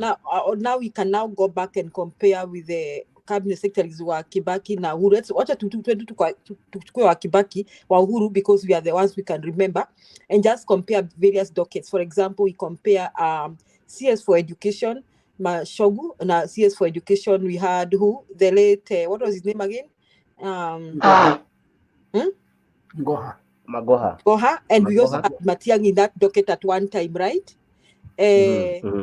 So if we compare I think first and foremost, Amina Mohammed has been winning awards even after her office. Imagine. Yes. Amina Mohammed was it yesterday or the day before yesterday? She won an award. There's an award she won. She won something. So these guys, there's something she won even after, meaning there were things they were doing that if Kenyans didn't see, the world saw. How comes with this regime, I don't know if they will feature in the world. No, they will not feature. They not feature because they show me your friends and they tell you who you are. So Ruto, just like I described him before, he's a kind of a character that he's a Moi kind of a character, but he's worse. I think he's worse than Moi. He doesn't think you can tell him anything. So he can only work with somebody that he has to tell. Okay? Not somebody who can suggest that mkubwa tunaweza fanya 1 2 3. He cannot work with those kind of people, and that is why Kuria seems, unaona Kuria alisukuma kiasi, unajua Kuria akona kiherehere ingine na I think Kuria cannot keep his mouth shut. So I think he has taken his mouth to the cabinet, and I think maybe the president may not like it so much. And before on Kuria, I don't know whether Kuria and the president are doing okay. So the president will not work with people who can say no, who can tell him we can do this, or who can work. He wants people he has to direct what to do. And I'll ask you a question as I conclude. You people here, you tell me. But on the other hand, if we look at Uhuru's government, first I want to agree with you. I was very disappointed with Uhuru because he didn't fight corruption. And I thought he's a another hands-off man, and I didn't like that too. But one thing I liked with Uhuru's government is the kind of people he worked with. One of them that live to talk about is Fred Matiang, Dr. Fred Matiang. You people, you remember when Fred Matiang was in information and what? Squiri alitufuata, mnakumbuka tukifungiwa TV. You people, do you remember that one day we woke up and our TVs had been shut after Matiang had warned us to move from analog to digital. Even phones. Yeah. He removed those China phones that were I don't know if Guru ulikuwa umeangukia those phones that even had TV in there. You remember those phones that ilikuwa hadi na TV, it was remember those phones, bwana Guru? Yes, Julia. That was Matiang. Aya, akatolewa hapo akapelekwa mtihani. Matiang akasema mumezoea kuiba mtihani. The end has come of cheating. Me, I was still in Kenya then, and I thought it was a joke because I had watched 2015 KCSE. I had seen a math paper being displayed by Stan TV. Now the same exam was done the next day. Matiang'i alisema 2016, you will not cheat. And he meant, alisema, you will not cheat, you will never cheat again. You will know who I am, Matiang'i, because you'll never cheat again. Didn't he stop it? Aya, Matiang'i akapelekwa kwa internal security. Matiang'i ndiye amesukuma Al-Shabaab. Do we hear Al-Shabaab anymore? Watu walisema sijui ya Kenya sijui imefanya nini, sijui Matiang'i amefanya nini, sijui nini. People said things, but we were at peace. Okay? Now, if you look at Makoha also equally performed. Now, if we go back to Kibaki's frame, we can talk about Mechuki. Munakumbuka Mechuki? Wherever Mechuki went, Mechuki performed. So what I want to say is that Ruto is not the kind of a person to work with with performers. Let me ask you, which normal president can nominate somebody like Aisha Juma as cabinet secretary? Which normal thinking president? Which mwenye akona kichwa mzuri tu alienda shule na akasoma? With which normal presidents that wants his government to perform will nominate people like Aisha Juma to be in the cabinet? If come president to do let's imagine that something happened in this life, and ya Mungu ni mengi, tumekuwa tukipiga story hapa na wewe Jake. Ya Mungu ni mengi. Jake, you find yourself as president of the Republic of Kenya. And umepata Kenya iko pale chini, shilingi inaelekea chini, everything is going downhill. Free fall. If you have a normal head, you will sit down and call yourself a meeting and look for technocrats and people with brains who will rescue from where you are. And because if your intention will be to make things better, you will not work with Aisha Jumwa. You will, hata kama alikuchangia sana siasa, utasema tu wacha Kenya wataona nimefanya kazi kwa kufanya kazi na watu kama hawa. So Ruto is not that kind of a person. So the people he's working with will not perform, have never performed, will never perform.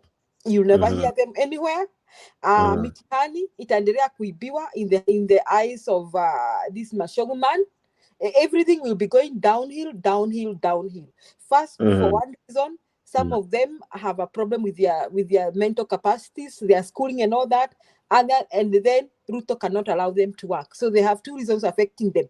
They were not programmed for that kind of a job. Secondly, Ruto will not allow them to be independent. So you not hear anything about any cabinet secretary in even somebody like Mudavadi maybe angepewa serikali, but Mudavadi is not remembered for good things. Sijui ni nani angepewa serikali mzuri angefanya kazi. Mimi nimetafuta kwa hiyo serikali nimekosa. So Jake, don't be surprised. Don't even expect anything. Just don't even hear anybody has done anything. The worst you will hear is Kuria insulting us. Asante. I hope nimekujibu. Guru, it's long since I had a president complain about his cabinet, saying, if I'm a president and I know more than you, then there's a problem. Yet then again, this is his team. He selected it uncoerced, unpushed by anyone, if that is English. Ni yeye kujichagulia. Hii si yenye baada ya kujichagulia kuna kitu inaenda ukarabati mahali, kwa sababu hata parliament, whatever he said, he was given. In fact, some of the words Mbadi one time said was, let's give William Ruto his skunk. That's the word he used. Wacha tumpe uchafu wake. Of course, he used these gibberish words that, of course, garbage in, garbage out. What do you make that the president can lament that in my team, I don't have, when I know something more than you, then there's a problem. At what point does it become that a CS kazi yake inakuwa tricky mpaka prezo anateta mbele ya watu, you know, during I remember during performance signing contract, hata kuna CS walifungiwa mlango ja kuche that day, just like today, what Jakes has done, what he has never done, that day the president alifium yake yote. What do you make of it?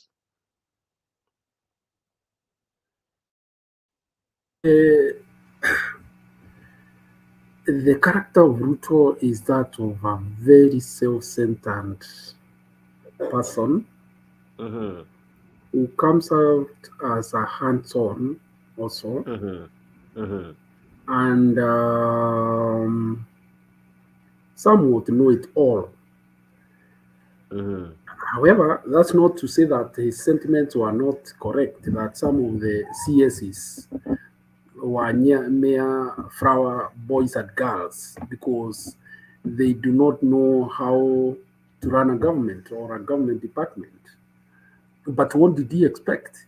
When you just fish out a politician, somebody who has just been politicking since she was young or he was young and has never done any management, that is what you expect. So I'm not surprised that the highest premium in appointments for Ruto is royalty and a person who went to the ground to look for votes for him. So that is his main consideration in picking the people who now form the cabinet. And because of that, most of them are lacking in ability.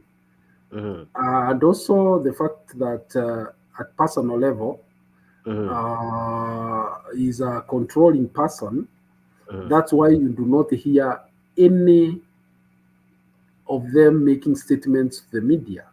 Because you know, when you have a boss like that one, you would also fear to contradict what he is going to say next.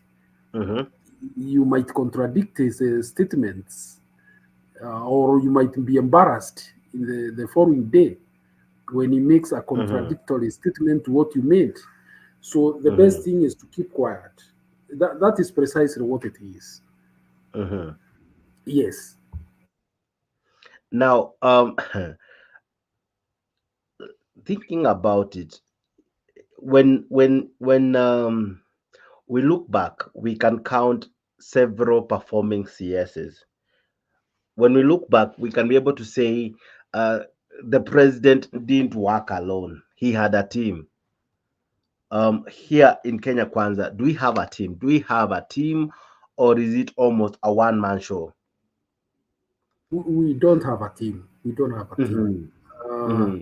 And that is the difference between Kibaki, Uhuru versus Ruto. Because the two previous presidents gave you work, and yours was to deliver and talk with authority in the docket that he has given you. That's why you could get briefings from almost all the ministers on matters pertaining to their dockets. But today it is difficult because they do not want to contradict their boss, who is also very indulging. You remember him saying that there will be no El Nino, only for it to come in some parts of this country in such a furious manner that the head of Met department had to go around apologizing, you know, for having misread the country. And yet it is not him who had done it. Somebody had to take the hit. So that is the situation in the government. And you also remember, it was it Julia who said it's farmer number one, teacher number one, architect number one, environmentalist number one, father number one, Nini number one. So it's a more philosophy of political governance. You rightfully say, and I agree. In the previous presidents, we could almost say, including the president himself, at one point he said, when I was the agriculture minister, when I was the minister for education, he could count, he counts up to today, things he did in their previous regime. That's fantastic. Equally, he comes out and say, when I was a DP, I did ABC. Then let me first begin with him before I go to his cabinet. Him, why is it that now that he's the man on the steering wheel, the man now driving, he's not, what he's doing, what he has is not delegated to him. It is something vested on him by the people of Kenya. What he has in his office has a security of tenure. He cannot be sacked by his appointing authority unless through the ballot, and that is via an election. So what he has is almost the total absolute control. So he's the one steering the ship. He is the captain. Why, when he is the captain, we are yet to begin folding our fingers with some of grand achievements that when he was the cabinet, whatever appointed minister, he bragged about. When he was a DP, he bragged of what he was doing in Jubilee. As a president now, why is he unable to deliver? What could be the problem? Is it that maybe he undermined the office, not knowing that it called for higher calling, called for higher responsibility, higher capability, higher mental status and all? What could be causing the challenge that him now as the captain? Yeah. We are having a challenge, and a great one for that matter. There are various methods of administration. There is command administration, where you just use the protocol like happens in the armed forces or the police. You are not expected to give your views. You are expected to go and do what you have been ordered to do. And the orders come from above, cascading downwards. Yeah. Then you have a democratic administration where you discuss in a structured manner and agree this is the way forward. Let's do this. Then there's a laissez-faire where you each does his own thing out there. So it all depends also on the personality, in the sense that this is a person who was tutored in a command and administration. Then he also happens, unfortunately, to have a deputy who was a DO, who are used to command. So it reinforces that command system. And it has its own benefits, it has its own downside, but in this case, particularly because of the constitution we have, it has more negatives than positives. So that is why you find the CSs are obscure. You cannot see them. Sometimes they disappear for months because them, although they have what they have prepared to do, they have to ask. There is a lot of bureaucracy. They have to be certain that is exactly what the boss wants. Even for very basic things. Yes. So that has its own disadvantage because it could mean delays in doing some things. Now, I have a question now concerning some of the cabinets. Let's go back to Musalia.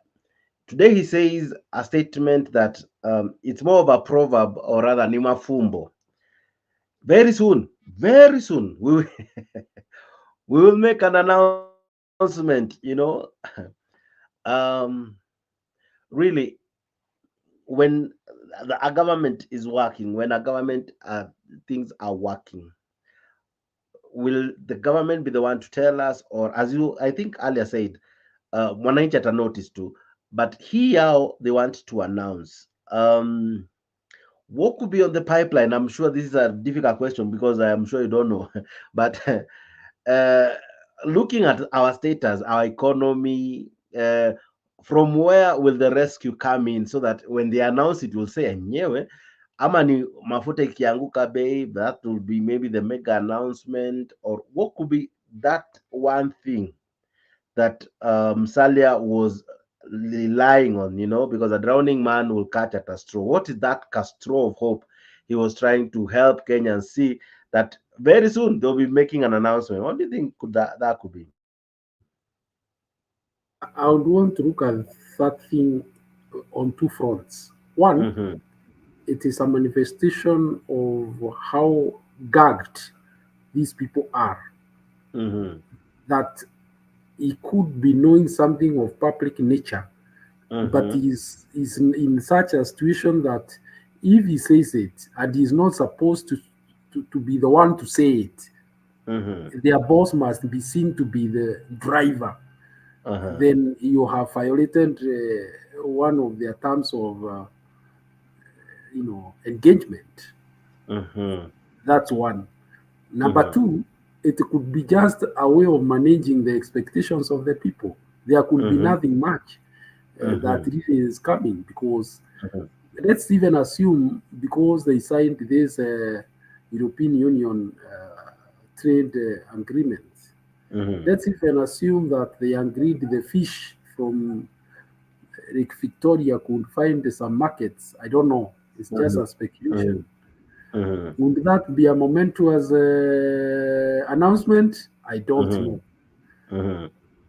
So I would also wonder why a leader of that nature would go to leave people in such suspense. If you don't want to tell people something, just keep quiet until that time when such a thing is really to be said.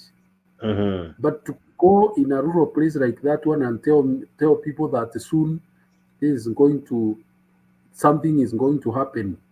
I mean, that's not the way to administer a country. Yes, it is not. Now, even as we near wrapping, because I have like 20 minutes thereabout, we have let's finish up. Okay, we cannot really finish up all the CSS, but let me go to the deputy president. What equally played out during the weekend was Nyoro him Tasso, yeah, where the supremacy had, of course, the president had to make a statement. Didn't the Nyoro equally had to say, we are fully backing the president and his DP?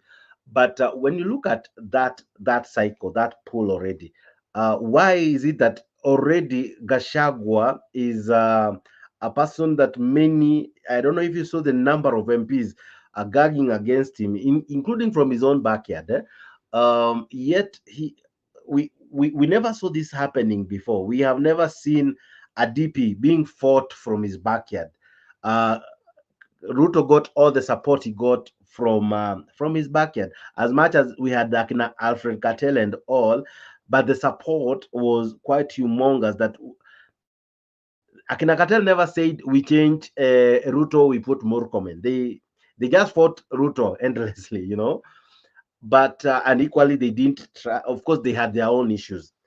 But Gachagua, they're even calling for his replacement come 2027.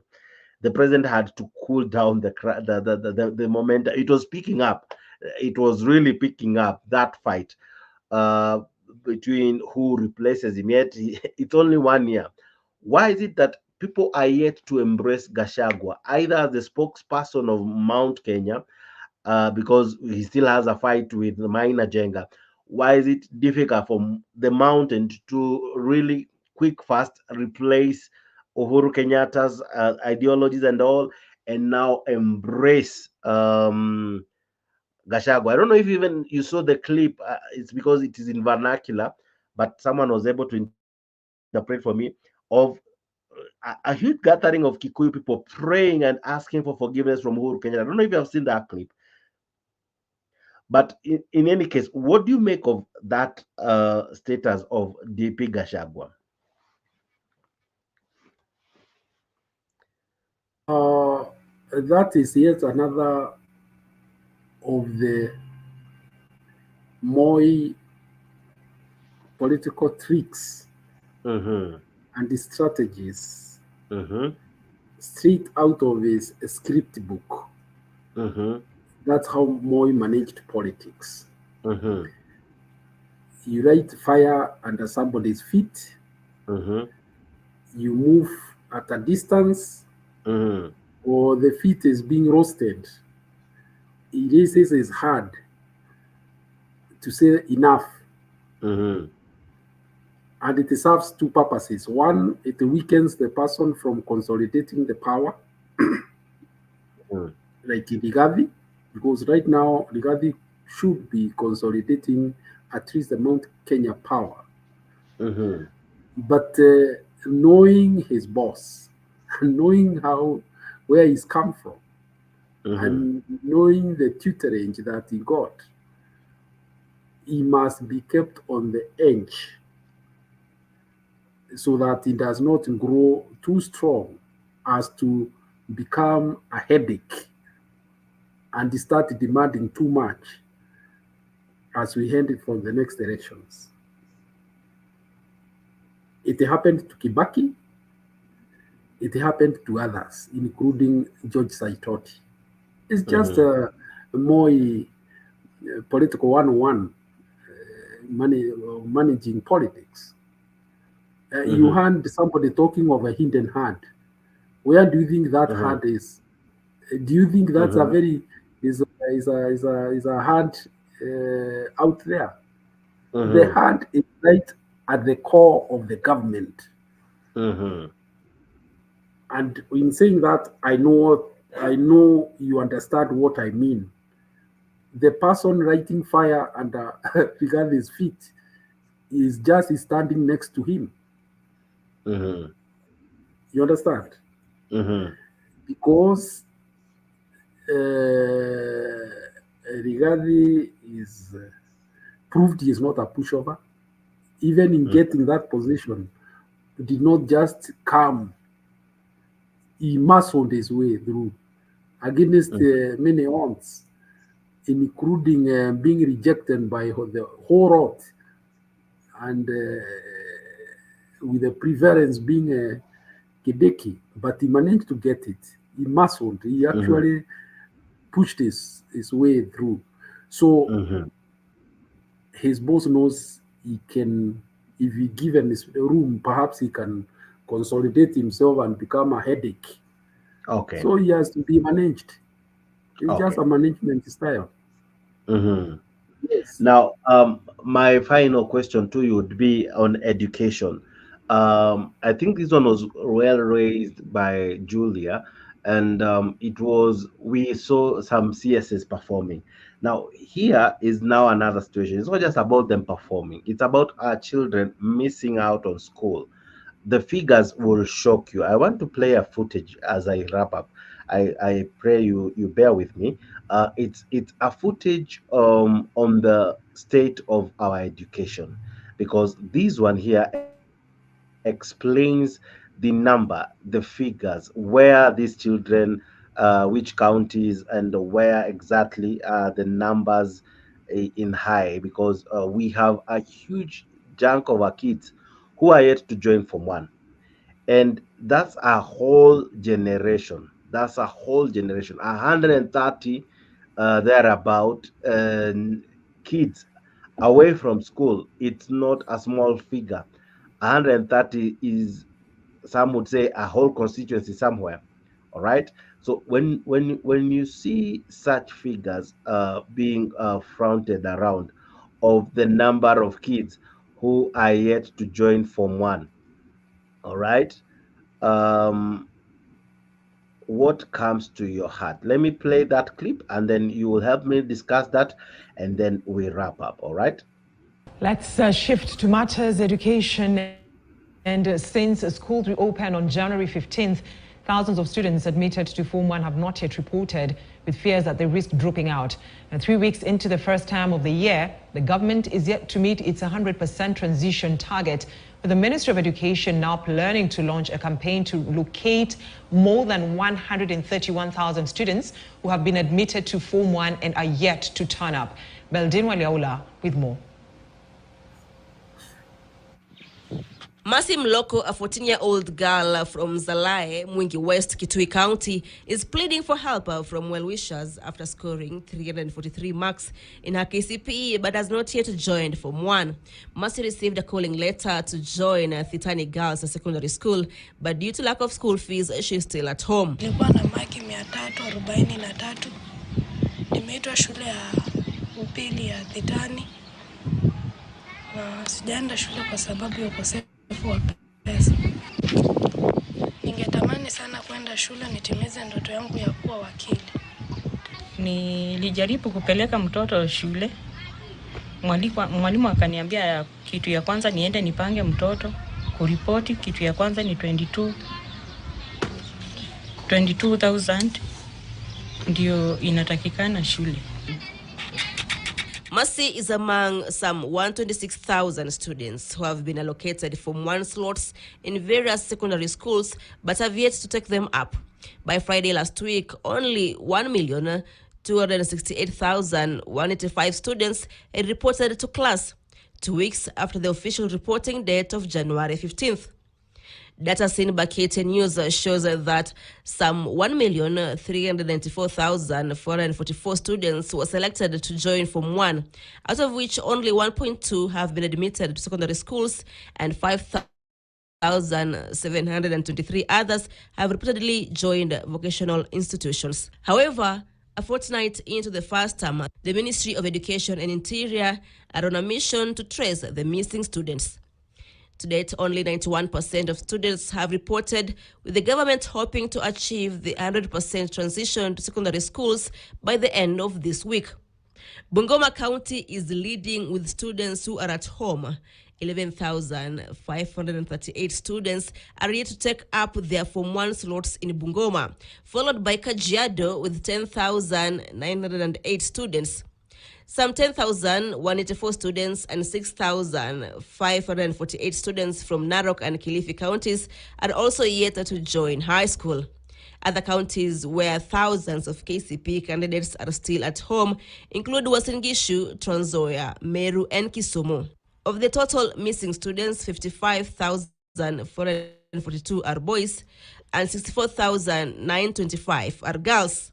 Kericho has the highest number of students who went to pursue vocational courses, followed by Kitui, Migori, and Kilifi. Turkana, Samburu, Mombasa, Kakamega, and Laikipia counties are leading in transitioning students from primary school to secondary schools. Surprisingly, most of the counties in northeastern have recorded high transition rates. In Wajir, more than 98% of 2023 KCP candidates have joined Form 1, same as Bandera, while Marsabit has recorded a transition rate of 97%. In Coast Region, 35% of Form 1 students are yet to join Form 1. It is suspected that majority failed due to lack of school fees. During his recent visit to the region, Principal Secretary Bello Kipsang attributed the low transition rate to poverty and high cases of early pregnancy resulting from discourse in funerals and tourism activities along the beaches. He also cautioned the leaders who have been issuing bursaries in a discriminatory way. It's happening across the country in terms of making sure that 100% transition is achieved. That is very important. And that other than the 100% transition, that there is retention of these children in schools, so that we don't only take them to school and we fail to make sure that they are retained. Building Waliaula, KTN News.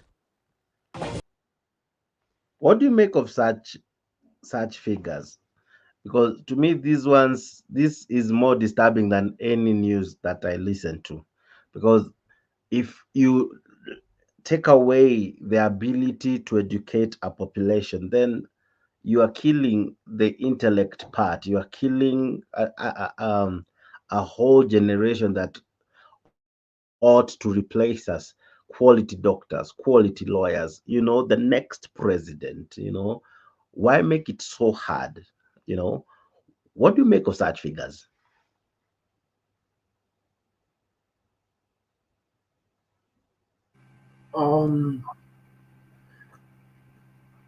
First of all, I think the figures are not comprehensive because I've not seen what they say is the enrollment rate in Mount Kenya region. I've not seen any of the counties mentioned there.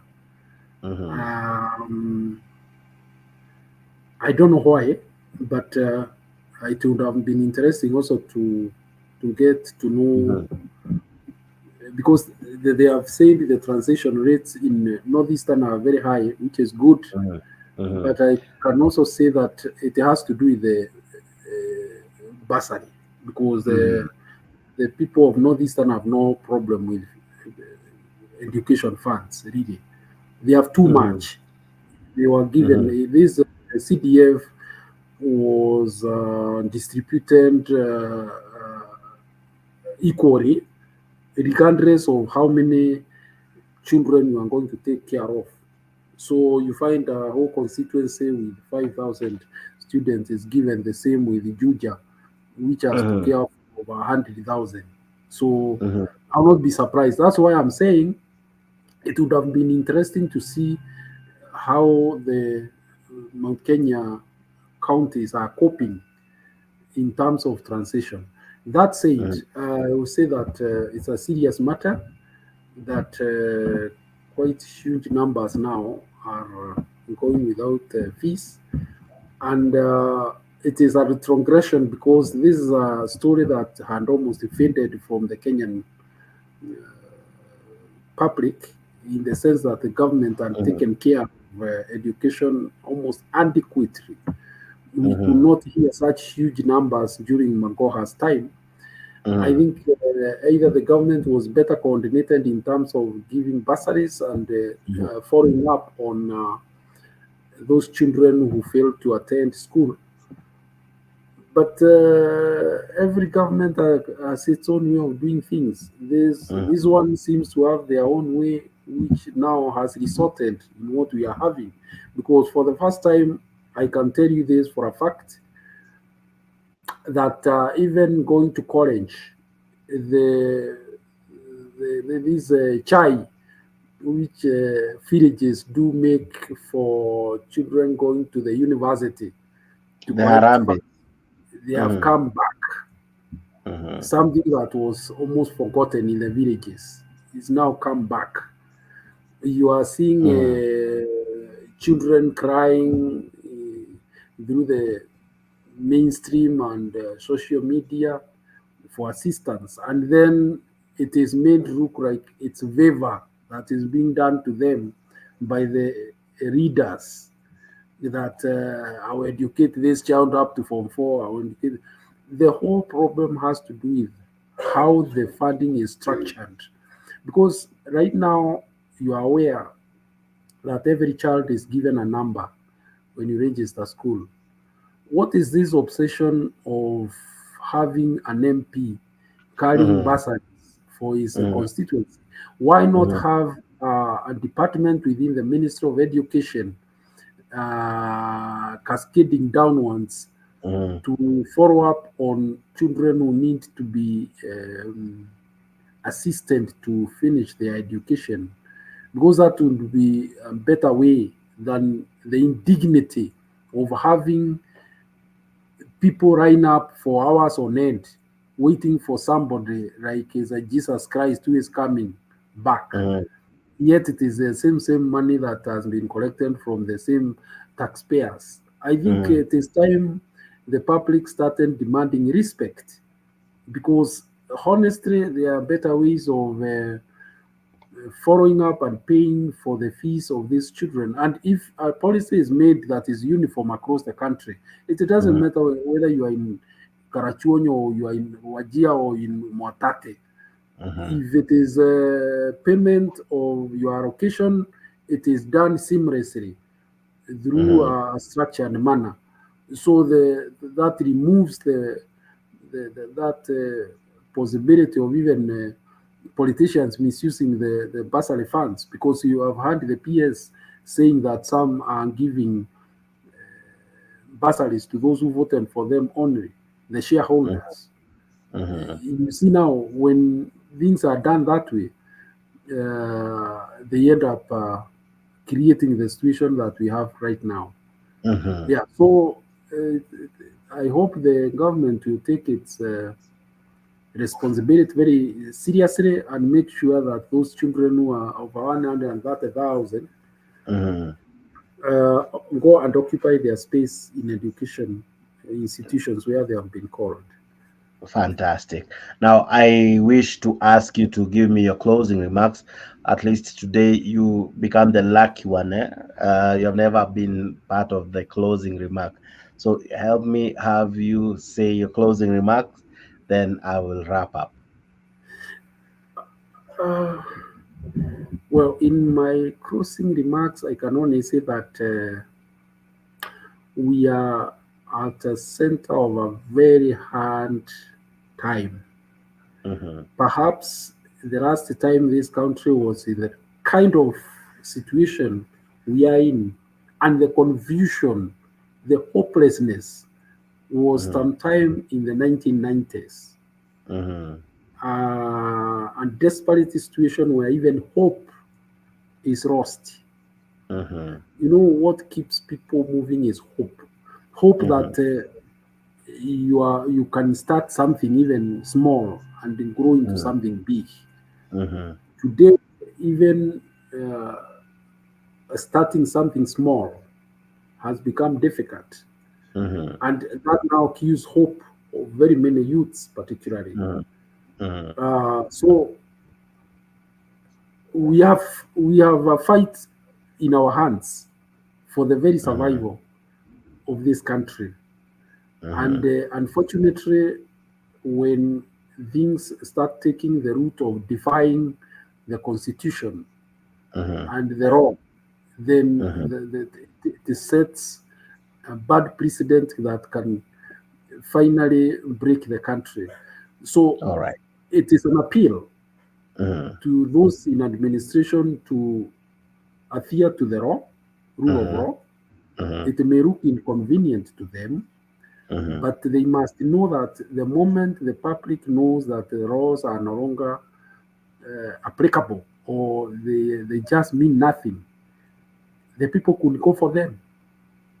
So the only safeguard they have is to keep the narrow path of the law.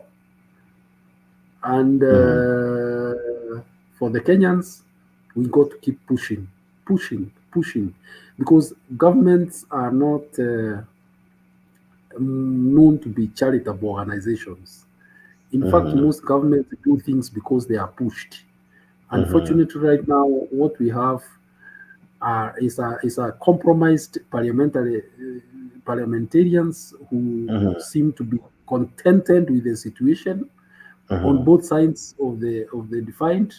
So the public, the civil society, has no option but to occupy that space of pushing matters of public interest. You are also aware that the government is keen on weakening the media, especially the mainstream media. They have now said that they will give advertisement to only one newspaper for whatever reason, but that is the implication is that they would want the others to weaken. That in itself is a very serious matter, especially in terms of democratization of our country, because media is a key pillar of democracy. So we have a fight in our hands, and if we let the ball drop, then we'll go back to where we were in the Nyayo era. Thank you. All right, beautiful Guru. Asante sana kwa your wonderful submissions. I know we will be getting more of you and more of many other submissions from most of all of us, if not all of us. Asante sana Bwana Guru. I am so grateful. All right. Thank you so much. Have a pleasant night. I'm sure you would wish to take a nap and all, but I wish you a good week and see you very soon. Thank you so much, Bwana Guru. All right. Now, ladies and gentlemen, asanteni sana, because when we started at a high, we end it at a high. You guys are just but an amazing crew. You guys are amazing, and allow me to thank you more especially you ambayo umekea mpaka saizi ukitutazama, asante sana. I see the numbers are still high. I know the feeling, show inaisha. But we have another one in the morning. Please wait for that. We will be reviewing the news papers and equally be reviewing what has been happening in as far as news in Kenya is concerned. Thank you so very much. You guys are a wonderful people. Yeah. Don't worry, it happens. Tunakosananga, tunapendana, but by the end of the day, ni kwa sababu we love our country, right? We love our country. Both Kenya Kwanza, Azimio, no one made a mistake. Yeah. they did their democratic right, voted. Some lost, some won, some agreed, some disagreed, some were aggrieved. But whatever happened, we must move on as a country. And that's why we make such shows, so that we have divergency, so that you can speak your heart, speak your mind. Yeah. I might not like it, but hey, I have to live with it. All right. And that's why I appreciate all of you, both kwa comment section, kwa viewers, kwa panelists, everyone. I have no beef with anybody, because you guys are just but amazing. You make it happen somehow. You make it happen. All right. Thank you, Watuote. It is always about you. We love listening to you. Personally, I do, because you guys listen to us. Asante sana. Imagine this late, I still have over 40. I'm ending the show with over 40. At times I end with over 50. Still watch. I know the feeling, but the show has to come to an end. But we do it again tomorrow morning, and same time, same place tomorrow at 10 p.m. East African time. All right, watu wote ambao mnatazama from wherever place you're joining us, thank you very much. And equally allow me to thank another special group, the comment section. You guys are amazing. Asante sana Bwana Geoffrey Ruto, asante sana Remos Yegon, asante Josh, asante Geoffrey Kibwaro, and many ambao comment. Akina Goodyear, you guys, oh my goodness. If I could ever repay, I would repay. I would. But allow me just to say thank you for even typing. You know, you took time to type.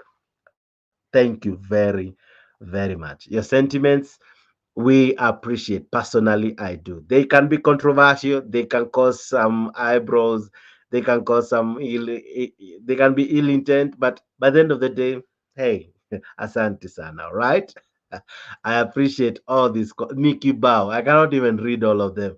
Clavins Carita, asante sana. Geoffrey Ruto, asante. Goodyear, asante. Ramos, asante. Nyayo 40, asante. Beast Mode Reloaded, asante sana. He Who Sees, asante sana. My goodness, this they were many. Hassan Mwatia, asante sana. I might not even read all of them. I might not even read your name, but the fact that you wrote, asante. All right. See you tomorrow. Please subscribe to Afrique 24. Here the conversations never really stop. And again, remember on Friday we have another good show that started this Friday. Please stick around. And for you to know it, please, Ebu Ingapo Afrique, Tafuta Show Friday. Tafuta Show Friday. It wasn't in Mtembei. It wasn't in most of these other platforms. It was in Afrique. And where? Atacha nisimwage. Let me not be a spoiler. Ingie huko ndani. Asante sana. Kesho ni paper review. Naona tayari akina Goodyear wanangojea. We will have a good one. Please subscribe to Afrique 24. Make it your #1 channel. Bye bye. See you tomorrow. I love you guys endlessly. Thank you, my panelists, Akina Julia, Kenya Rebel, Mr. G, Mr. Alex, Mr. Guru. Oh my goodness, let me not forget any of you, but thank you to sana. Asante, Penyagaka, asante sana.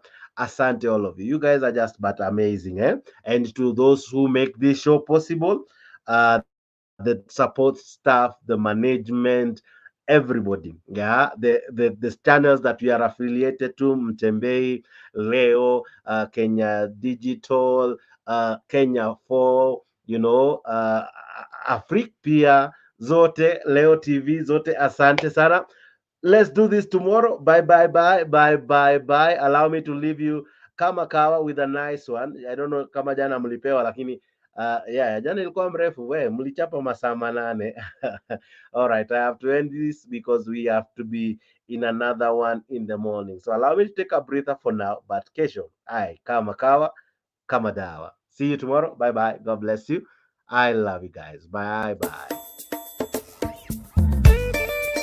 Tunasonga mbele watu wote wa Jamhuri Kenya yetu. Tunasonga mbele watu wote wa Jamhuri Kenya yetu. Haya sisi sote wananchi tushangilie. Eko Jamhuri, eko Jamhuri, eko Jamhuri Kenya yetu yaenda mbele.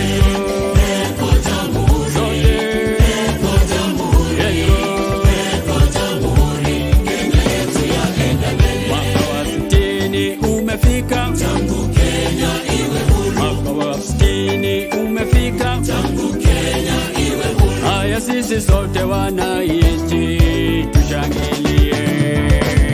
Eko Jamhuri, eko Jamhuri, sote eko Jamhuri Kenya yetu yaenda mbele. Eko Jamhuri, sote eko Jamhuri, eko Jamhuri Kenya yetu yaenda mbele. Twaenda mbio, Kenya yaenda mbele. Waende